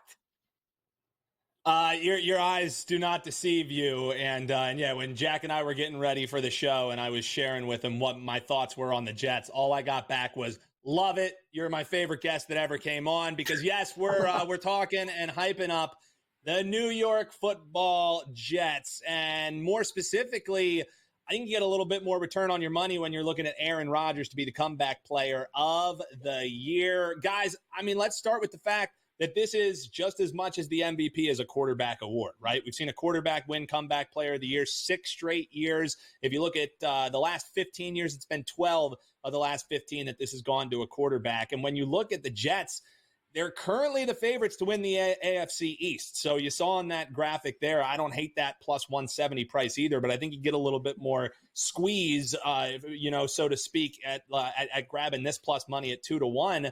Simply because, when I'm telling the books to hold on to my money and keep it tight for a couple months throughout the season, I want to get as much plus money as possible. So even just 30 cents of that, I'm all about it, because these bets are correlated, right? If you're looking at the Jets to win the playoffs, if they are to do that, or, win the AFC East, if they are to do that, it's because Aaron Rodgers has come back and looked like a semblance of himself. And, the voters love narratives, guys. If the Jets were able to make the playoffs, that's all we're asking them to do, is make the playoffs. But if they win the AFC East, we cash both of these. But if they make the playoffs after, 11 plus years, this award is as good as wrapped up. Because think about what happened last year. There was a guy in DeMar Hamlin who literally died on the field, and they somehow found a way to give this bet to a quarterback, give this award to a quarterback. Joe Flacco came back from what? Not being a good quarterback, and he beats out DeMar Hamlin. So we already know that it's going to be a quarterback. Why not look at a guy who played all of 4 snaps last year? Hell, if he even suits up and is in the upper echelon, a top 10 quarterback, you could be looking at this award cash in, getting that comeback player of the year at 2-1, Dave. So yes, little Jets love that I got for you there. Aaron Rodgers is topping the list for me, and eating the chalk, so to speak, as him being a favorite alongside Joe Burrow. That's the way that I'm going to be putting my money. Chalk? Did someone say chalk? You named one of my pet peeves. It's an inside joke, Dan. They call me Mr. Chalk here. I tend to bet on favorites a lot.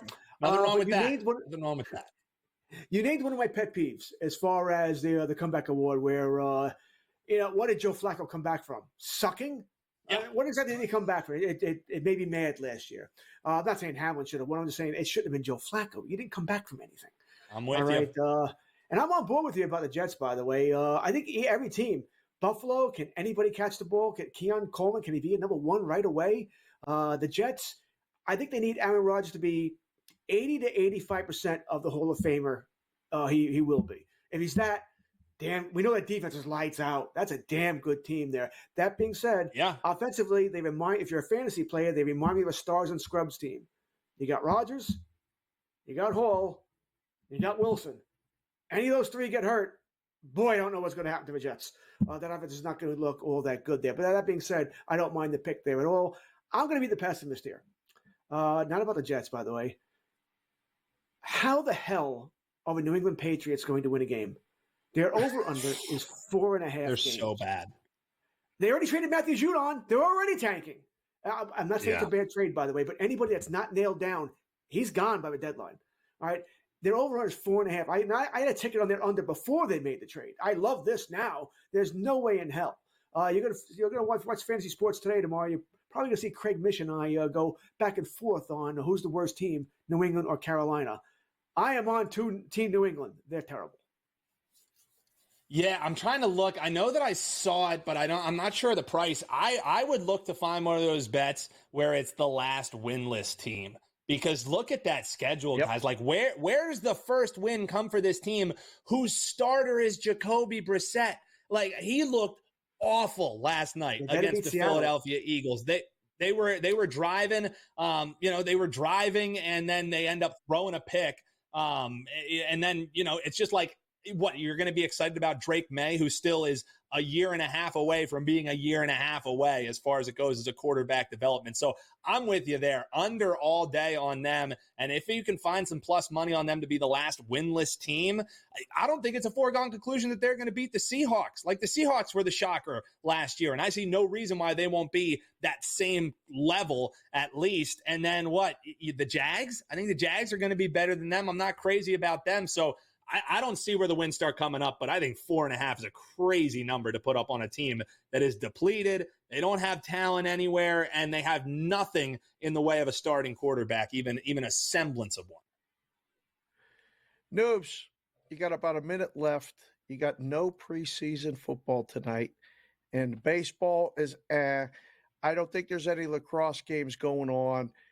What is for dinner tonight at Casa del Nubi? Because I know you're cooking something up, whether it's a beluga play for the lacrosse for the weekend. Give the people something. But what are you eating tonight? Well, there actually is some late night lacrosse going on over on ESPN Plus. So I got some bets to sweat. But Dave, we've been trying to eat a little bit more fish here in the house, trying to be a little bit healthier. Last night we went with salmon. So I think I might throw down some fish tacos is what we might be going with today. You sear up a little tilapia, a little Cajun seasoning on those bad boys, shred them up, little cabbage, Dave, nice and easy. Quick dinner, always slaps. Do a little bang bang sauce with it. Bang bang. That's what I'm going to be doing, Dave. Happy belated birthday to you. Oh, thank you for joining us tonight. He's another Leo, George. We got all Lions right here. Leos, baby. Thanks for joining us, Dan Alexander. In-game live primetime continues after the break.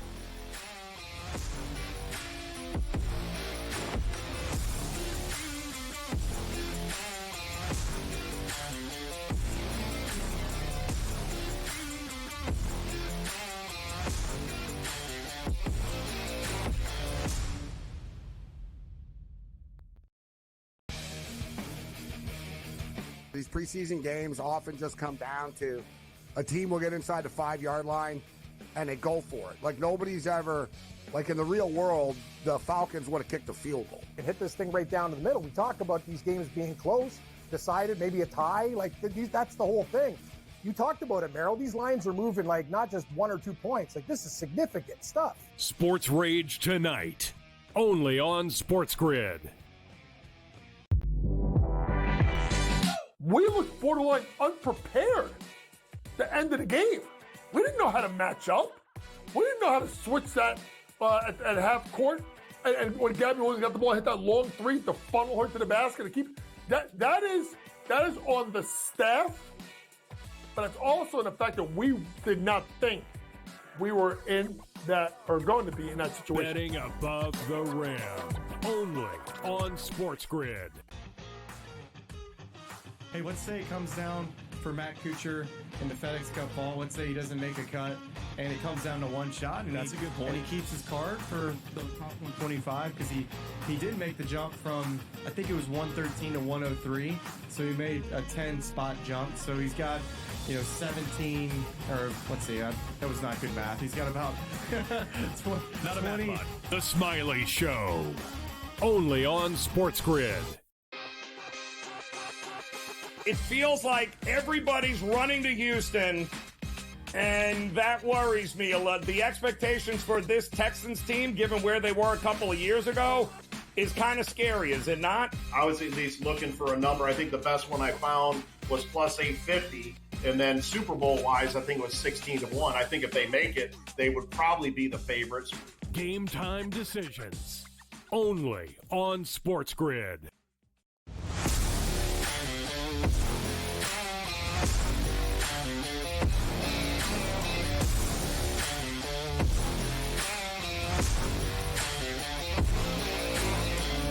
Probably want to bring him in. Welcome back, In-Game Live Primetime, right here on SportsGrid. Dave Sharapan here. George Kurtz will be here, has been here, and, he's moving, grooving. We're moving, grooving. There's plays. There's things to see.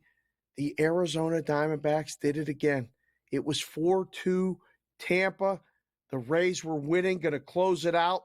And Corbin Carroll hits a 2-run shot The Diamondbacks will not go away. Vamos Serpientes. It's happening. It's happening right now. There's the slate. The Phillies are up 2-0, top of the ninth. The Nationals are threatening. 2 on, nobody out. First and second for them. The Pirates and the Mariners. It's over, boys and girls. The streak is done. Skeens Day, we win. Old school Pirates uniform, new school logo. It all worked. Pirates win 5-3. Somehow, the steam, the rhombuses, the parallelograms, all the sharps, all the squares, everybody on the under. The books like 0-0 on the roulette wheel. Sweep it all. 5-3 final. The Royals leading the Reds 4-1, top of the ninth. And Bobby Witt Jr. doing it again. The Royals won't go away either. We got a softball game in Baltimore, 8-6, bottom of 6. The Red Sox lead the Orioles. Good in-game play. Take the run line with the Orioles. As soon as we get another turn through the bullpen, expect the Orioles to score, maybe tie the game. I don't know if they're going to win it, because if this gets to that extra innings crazy time, we know what that happens. Haven't heard the goal horn lately. We're going to institute that now that the Pirate game is done for the Mets. If the Mets score another run, they're up 7-3 in the top of the seventh. We'll keep that one. Twins and Rangers. Twins lead 4-1 now in the fifth. If you caught us at the beginning of the show, both George and I were all over the Twins, so hopefully that one continues in that direction.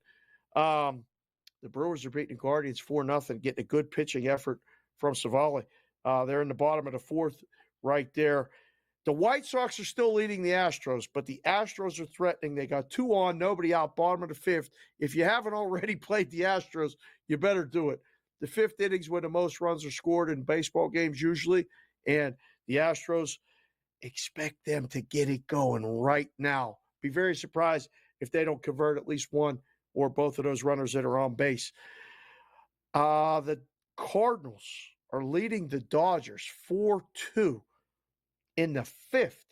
And there was another one there that really, I think a lot of people were on the Dodgers.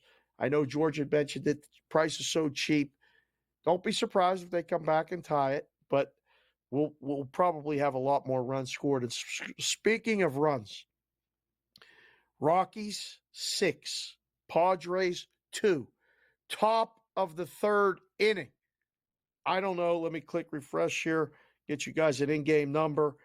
Oh, yeah, we got a football number in Colorado tonight, boys and girls. 17.5 is the in-game number. The juice is actually to the under. I think you got to be crazy to bet the under in this game tonight. I don't know how many pitchers they're going to use, but we're going to have one of these series where Merrill was on earlier tonight, talked about the first game of a series. The last thing you want to do as the first game of a series is blow out the bullpen. And that's where we're headed with this one. So we're working on George, getting him back. Hang with me here right now. For the boys, I just wanted to bring up the graphic of the Steelers and their schedule, if we can find that, if that's anywhere in the files. Because I was thinking that tomorrow they play the Bills, and Mike Tomlin said that he's going to determine who's his quarterback by action on the field. And we still don't know the quarterback, but we know the number. It's 7.5 right there on the graphic. You might find an 8. Mike Tomlin, I don't know if you've heard, I'm sure you have if you're watching SportsGrid, that he's never had a losing record in Pittsburgh. And this might be the year. I'm worried about the Steelers, boys and girls. I don't think as the Rays just walk off the game against the Diamondbacks, unbelievable. Tomorrow's game, you got minus 250, home favorite, 5.5 points for the Steelers. Total's 37.5. Screams under to me, but what do I know? Just a guy talking on TV about sports and different things like that. Little long time in the book, making numbers, doing things. Tread cautiously tomorrow on the preseason. Nobody knows what's going on with 3 games instead of 4. Dress rehearsal or not, we're here. We're live, in-game live prime time. Stay with us on SportsGrid.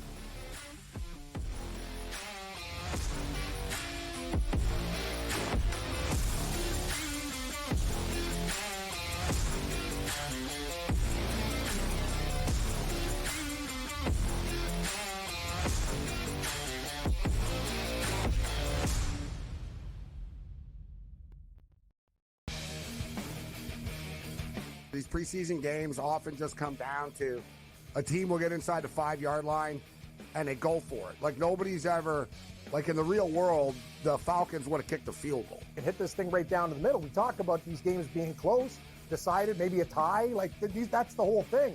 You talked about it, Merrill. These lines are moving like not just 1 or 2 points. Like this is significant stuff. Sports Rage tonight, only on SportsGrid.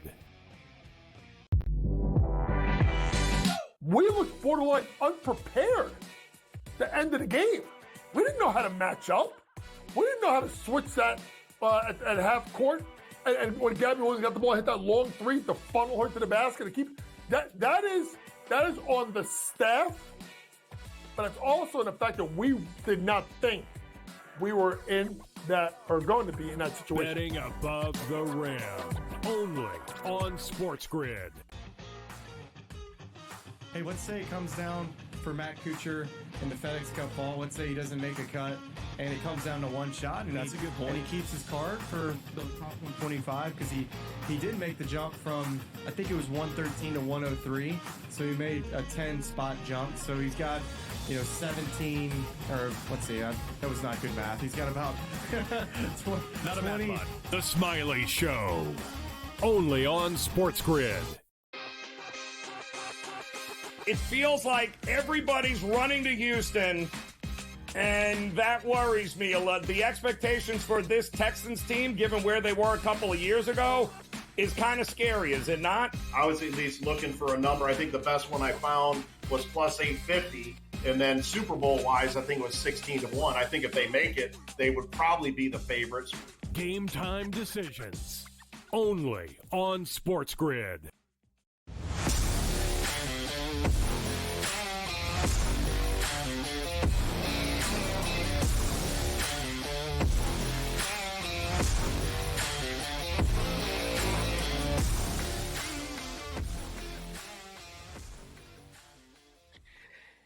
Welcome back, InGame Live Primetime, right here on SportsGrid.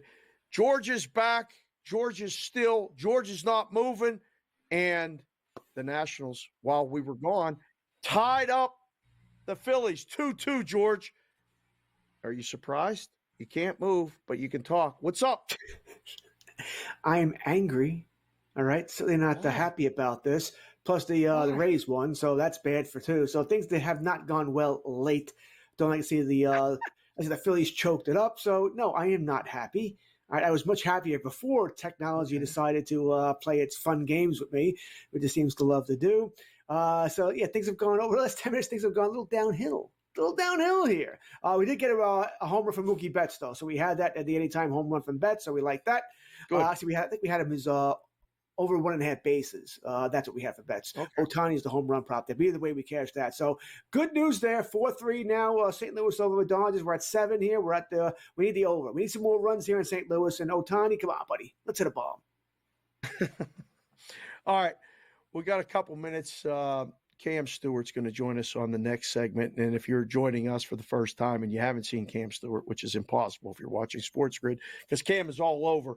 But Cam will bring some heat and some energy about some golf and the rest of whatever he's got going on. But this is a really cool graphic and idea, and I, following along, the number 1 seed in the National League discussion. And it's really interesting because, we had Merrill on, and he said the Phillies are a clear favorite. The Dodgers got the Glass-Now news today. They're the other co-favorite. The price is the same. Padres are losing in Colorado tonight. The Diamondbacks just got walked off down in Tampa. And that 5th team on that thing is the Milwaukee Brewers. And I feel like nobody's talking about them. I fall for it every year, George. I always get a future, something, whether it's an exacta or whatever, on this NL Central team, and they never win.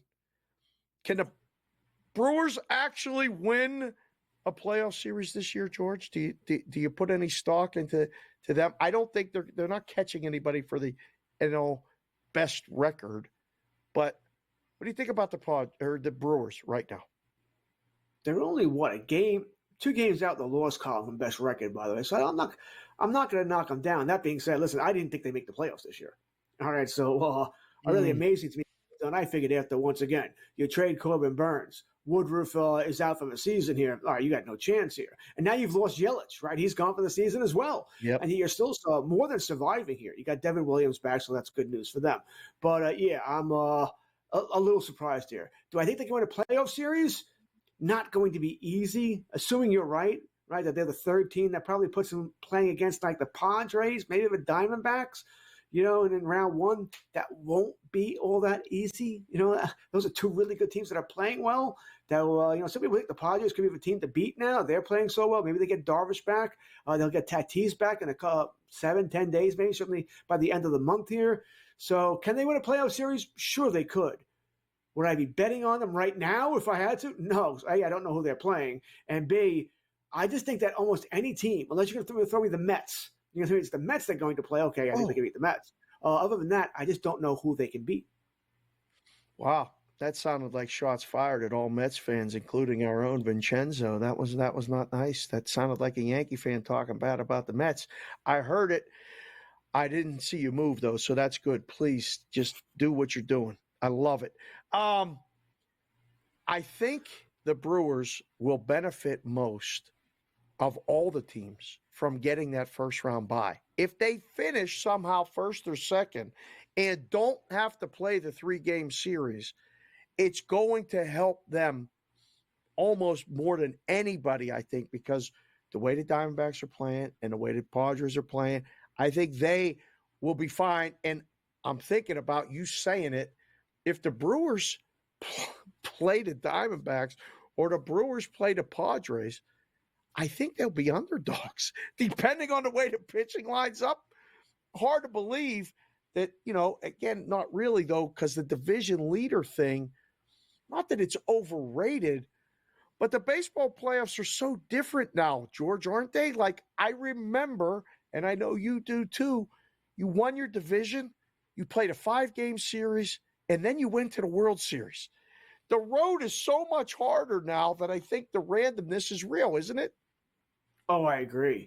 And we can make a pretty strong argument here that winning your division in some ways is a negative. Because now you're not going to, you win your division, your last game's on Sunday, you're not playing till Friday. All right, that's 4 days off. Sure, you'll be able to line up your pitching any way you want. And Milwaukee's going to win their division, right? They have a 9-game lead. They're not choking that up here. So they'll be able to line up any way they want here. Although outside of Peralta, I'm not just so sure that matters. But like I said, you can make that argument because you're going to have 4 days off. You get a little rusty there. So you could make that argument. That being said, like I said, when I talk down the Mets, by the way, it's just the pitching staff. Quintana's going to be your number one starter? Really? Okay, good luck. Minaya, you're number 2? Yeah, sure. You'll win a series. Let me. No doubt the Mets will win a series. No, the Mets, if they get in, by the way, will be the worst team. I don't think the Mets are going to get in anyway. I think it's going to be San Diego. I think it's going to be Arizona, and I think it's going to be Atlanta. Although Atlanta's the one team I do worry about of those teams as far as, I guess, choking and not getting in. But they also are that team. A lot of injuries seem to be happening to the Braves there. A lot of injuries. But you said it. It's a crapshoot in the playoffs. Because you're playing a couple game series here. Someone gets hot. You have one batter who's going bananas at that time. Guess what? You win. One pitcher who's going to be unhittable. He's going to go 2-3 times in the series. You win. If the regular season, 162 games and a 5 or 7 game series are just completely different. Swinging over to the American League, and I'll give you an opportunity because you besmirched the Mets, despite all pleas not to. But the American League, what American League East team is going to go further, the Yankees or the Orioles? That's the first question in order of business. But we've talked about it, not ad nauseum, but the American League, you said it, doesn't have a great team. It has a lot of good teams, and those pennant odds tell you a story. I say all the time, I've been saying it for decades working in a book, the numbers tell you a story. George, when you look at that screen and those numbers, what story is that telling you about the American League pennant? Oh, I think the American League is completely up for grabs. Well, I do think it's the Phillies and Dodgers are sort of on a collision course there. We'll see what the Padres can do. The American League, I can make an argument for and against every team. Maybe not so much the Central teams because I don't know what the Guardians. The Yankees own the Twins. All right, the Twins want nothing to do with the Yankees in the playoffs here. And the Guardians they don't play all that much better against the Yankees in the playoffs. And the Royals are probably still too young to really do any damage. Houston's that team that they just win. They just win. But the team that I think that no one wants to play would be the Seattle Mariners if they get in.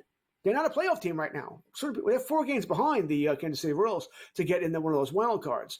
But if they can get in, I mean, Gilbert, Miller, Castillo, Kirby, Wu. And their bullpen is damn good too. No one wants to face that in a 5 or 7-game series. No one wants to have anything to do with that. Right? I know they can't hit, but they're a team that can win 3-2 games or 2-1 games. And there aren't too many. The Yankees can't win those. The Baltimore Orioles can't win those. Right? They need they need higher scoring games, those guys to hit. I think the Seattle Mariners are a team that, if you're asking me, I can't call. Are they a dark horse now that they're not in a playoff spot, even though they were in first place most of the year? But if you're looking for that team that I think that no one wants to play, it would be the Seattle Mariners. The Seattle Mariners, I think, would wear that label. They got to get past the 3-game series. And I know if they make it, we're betting under in every game they play. I don't care what the matchup is. I don't care where it is. I don't care daylight, sunlight, nighttime, twilight. That's going to be a lot of under games. We're about under the time until we got to have Cam Stewart on in-game live primetime with some golf, some Canadian football, and who knows what else. Stay right here. Coming up next, in-game live primetime.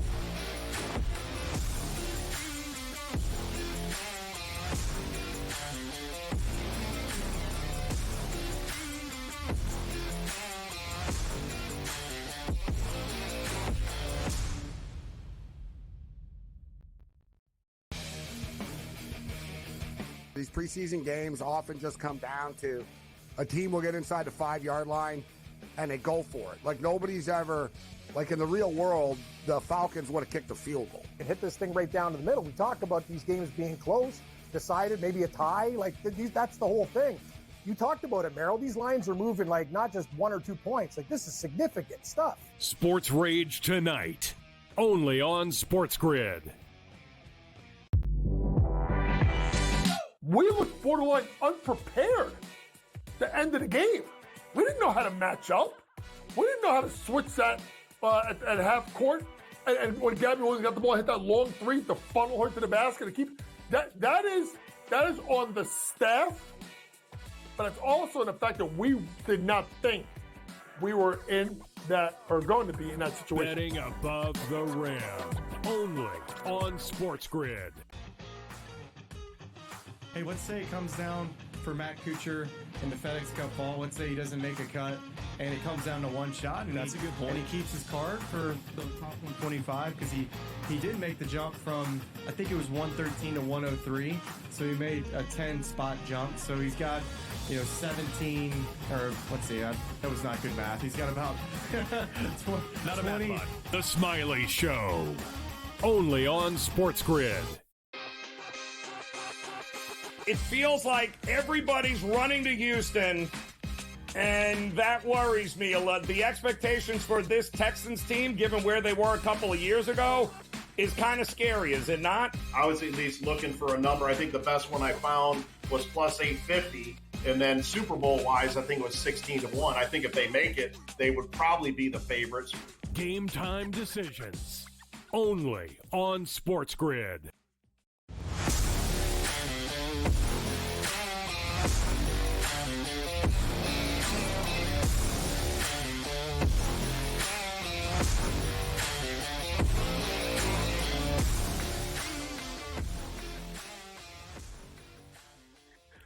Welcome back. In-game live primetime right here on SportsGrid. I'm Dave Sharapan. George Kurtz is in the analyst spot in the other role, looking good, feeling good, with a hat, with a jersey. They may never let us do this again, but they're going to let us do it tonight. We got a big segment coming up right now. He's here every night with us on In-Game Live Primetime. The people love him. We love him. He's Cam Stewart. He's got golf. He's got Canadian football. Cam, how are you feeling tonight? That camera looks great. Don't Thank move. You. Yeah. Just give the people something for the golf. Please, let's just get to that right off the top because we only got you for 8 minutes, and you usually talk for 6.5 of them. Go.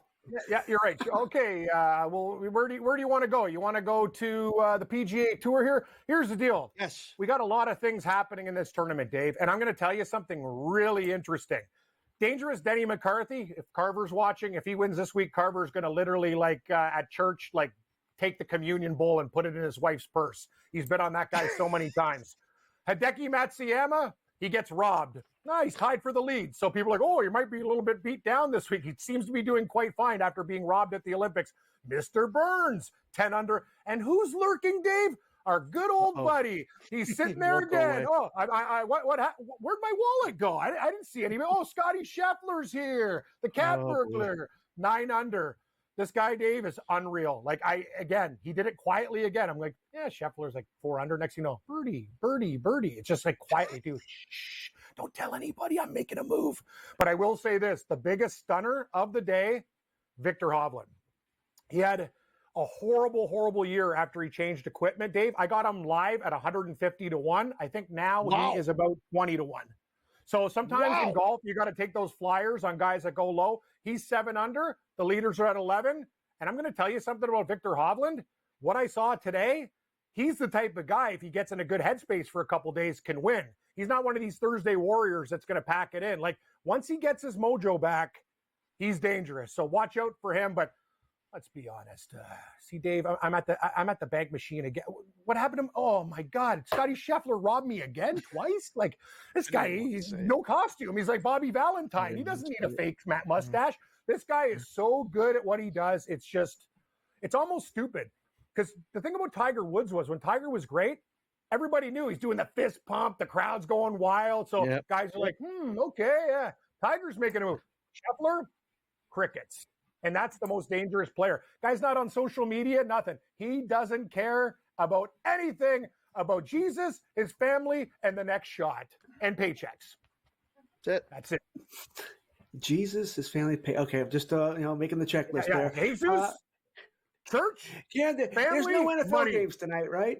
No NFL games tonight, but there is a CFL game tonight, right? We have a CFL game. We have the Alouettes and the Rough Riders here. Do we have anything in this game or anything else in Week 11? George. I can read. I can look. I love you, George. The fact that you actually got it right. Remember in that South Park skit, Celine Dion sings the national anthem. It's Rough Riders versus Rough Riders in the Canadian Championship. It's called the Grey Cup because there used to be Ottawa Rough Riders and Saskatchewan Rough Riders in 9-team league. But anyway, I digress. This game is crazy. When I see Morency, he's going to be in orbit because he loves overs. It's 1-0 in the second quarter right now. I will say Saskatchewan is the play. They are going to win this game. They got Trevor Harris back. A lot of weird stuff's happened too. An easy missed field goal, George. I don't want to sound like Al Bundy, but I've kicked a field goal longer than that in high school. I was the team kicker because I played soccer and defensive end. But we just got points from Saskatchewan, so now it's 4-0. God love the CFL. Wow. You don't see many 4-0s in the National Football League. I like Saskatchewan to win this game by 7 or more, and I think the game will stay under. What do we got here for a live total, George? What are you looking at? Is it 40.5? Oh, 38.5. 38.5. Wow. I'd still take the under. The under. Perfect segue because tomorrow the Steelers play the Bills and the total's lurking around that same number for the full game. And Steelers are somehow 5.5-point favorites. I don't understand it. I don't know, Cam. I have no idea that, Tom was talking about he's deciding the quarterback based on the game on the field, not what he's seeing in practice. Like Iverson said, we're talking about practice. No, Tom was not talking about practice at all. Are you going to watch this game tomorrow? Do you have any plays in this game or any other games in the NFL preseason tomorrow? I just wanted to mention this one because I know between you, Morency, both of you coming up next, you're Buffalo Bills guys. You talk about them. I'm a Steeler guy. Any thoughts there or anything else? I got to be honest, Dave. I'm taking the lady and my dad up to the cottage. But I will say this: my cousin is a degenerate gambler too. So we will find a way to put the TV on, hopefully in the other room if things get real. He's just like George Kurtz. He's a Dallas Cowboys fan. I told him at the wedding. He goes, Mike loves everything. His dog Moose and the Dallas Cowboys. I went in the wedding speech. And the best ever started. You had to be there, Dave. Like, they really enjoyed it. I was just like, I can't believe this is happening. Guys talking about the Dallas Cowboys in his wedding speech. Anyway, I'm on. I'll take the points with Buffalo. No, but let's remember one thing. This is very important. William and Mary. George, we talked about it. Both coaches went to the same school. McDermott's a William and Mary guy like Steve Merrill, and so is Tomlin. Nice and easy, Dave. No fights, no fuss, no muss. Right. Under 37.5. If it goes over, whatever. I'm taking the under. Keep digging. Under. All right, Karen, we got about a minute here. One CFL game tomorrow, Elks and Tiger Cats. Who we got?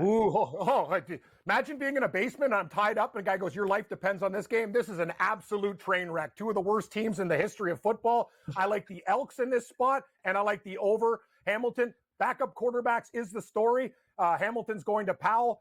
They bench Bo Levi Mitchell. It's not all his fault. The team just reeks. And Edmonton was on a little bit of a heater with Trey Ford, but they've had to go back to Bethel Thompson, former guy. Dave, he's played in like USFL, every league going here. Used to be the Argos quarterback, but he is now the quarterback for the Edmonton Elks. I like the Elks, and I like the over. Lots of sloppy play in this game. Wouldn't be surprised. Blocked field goals, mistakes, fumbles, pick sixes. It's got everything. Loser versus loser, Dave. This is the ultimate Canadian dumpster dive. Edmonton and Hamilton. Let's rock, Wow. George. That hat is absolutely huge. You look like a conductor. It looks great. Yeah. He's the conductor. He's Cam Yankees. Stewart. That's George Kurtz. I'm Dave Sharapan. Here we go. Crack the horn. In-game live. Enjoy the weekend, Cam Stewart. Talk to you.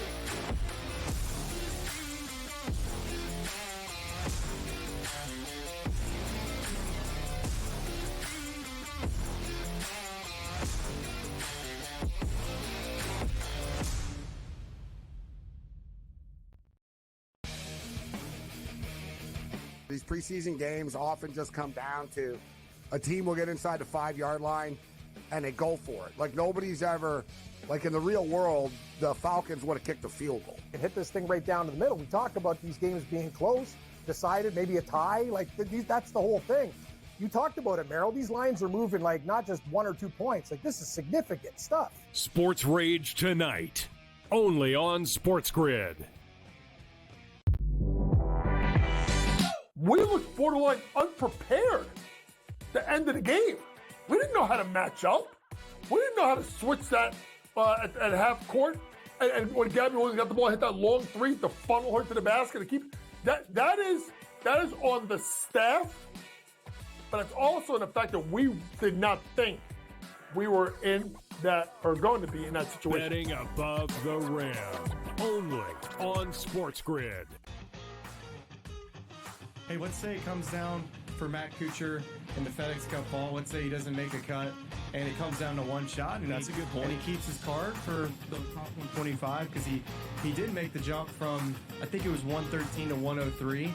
So he made a 10-spot jump. So he's got, 17, or let's see, that was not good math. He's got about Not a bad one. The Smiley Show, only on SportsGrid. It feels like everybody's running to Houston, and that worries me a lot. The expectations for this Texans team, given where they were a couple of years ago, is kind of scary, is it not? I was at least looking for a number. I think the best one I found was plus 850. And then Super Bowl-wise, I think it was 16-1. I think if they make it, they would probably be the favorites. Game time decisions, only on SportsGrid.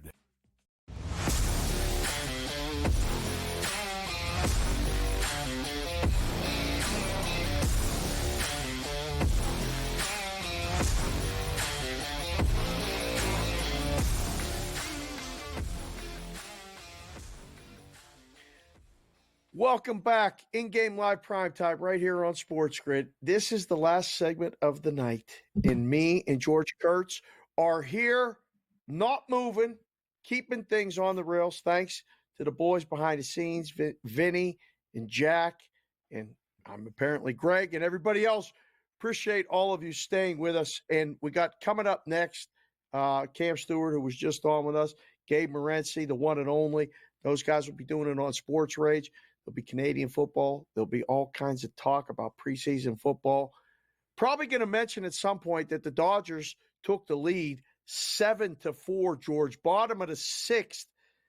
Dodgers are just, obviously they're the best team in the National League up to this point. The Phillies made it a big sweat, but they won, right? It's 3-2, the final. It took a run in the bottom of the ninth to do it. George, so, in all of this, we had, Dan Alexander come on, talk about the NFC East, the Eagles, the Cowboys, all kinds of things. What are you expecting? Because the Cowboys are in Vegas this weekend. And if you want me to run down and try to meet up with Jer and, give him a quick message for Cowboys fans or anybody, they're 7-point dogs. That line doesn't even look right in the preseason, let alone if that would ever be in the regular season. You got a message for me to pass along to Jer for Cowboys people? Retire? How about that? What? Please retire? No? You're done with Jer era? You're done with the whole thing? They're the most valued franchise in all of sports, George. $10.32 billion. $10.32 billion. Sell the team as well, but I'll just take retire. At this point. It is what it is. That game's on, by the way, 10 o'clock tomorrow night. And I'll be watching that after in-game live overtime because I just can't give it up. Even though I may complain, I'm still going to watch the game there. The reason why the Raiders are so favored is because, Minshew and O'Connell, they're battling for that starting spot. So they're going to play most, if not the entire game. Although you could almost say the same thing about Trey Lance and Cooper Rush, by the way, that they're going to play. But the problem, I guess the difference is, Minshew is better than either one of those guys, and O'Connell's probably just even. But that's why the Raiders are favored. Their starters will play longer than the Cowboys will. Obviously, no Dak tomorrow, no CeeDee Lamb. Yeah, no CeeDee Lamb. Apparently, though, there's talk that he's going to be on time when the regular season starts. We'll wait and see. When I worked in the books all those years, we looked at the overnights and we looked at the pitching matchups, and, we'll do that, me and you together right now. The Padres are trailing the Rockies. Dylan Cease is on the bump tomorrow for the Padres, and it's a big favorite. But I can't believe the Pirates and the Mariners number tomorrow. Castillo and Falter. Now, tonight, Skeens got it done. The Buccos won. We're back, baby. Baseball season is not over yet, despite all reports in Pittsburgh being that it is. It might be by the end of the weekend, but that's okay.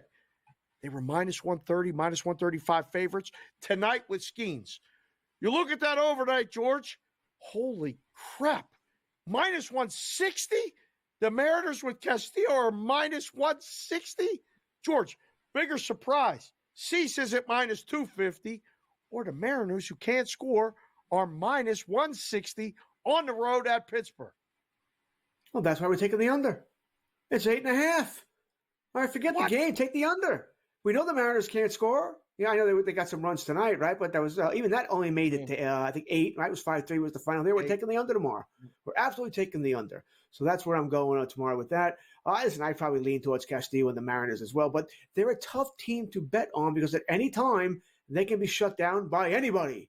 I don't care who's pitching. They can be shut down by anybody. Just not a very good offense here. But I will have this. The Mariners are pretty close to a blind under to me. I don't care who they're where they're playing. I don't care who's pitching. Just take the under. And let's face it. How many runs are the Pirates scoring tomorrow, Dave? 1, 2. Team total Pittsburgh over? Under? Could go that way too. Sorry. We are family. Yeah, we are family. We're not. You're wearing a Yankee stuff and you're wearing a Yankee hat. You look great. You sound great. I want to tell you thank you for riding along tonight with this. We got Vinny making sure it all look good, sound good, feel good. Jack, the boys. It's been a great night here on InGame Live Primetime. See, when you give somebody a chance and do something, say, what are you going to do? We held it together, boys. Thank you. It's been a great show. Stay tuned here on SportsGrid for Sports Rage, Gabe Morency, Cam Stewart, a slew of guests coming up. Have a great Friday night. We'll see you over the weekend right here on the grid.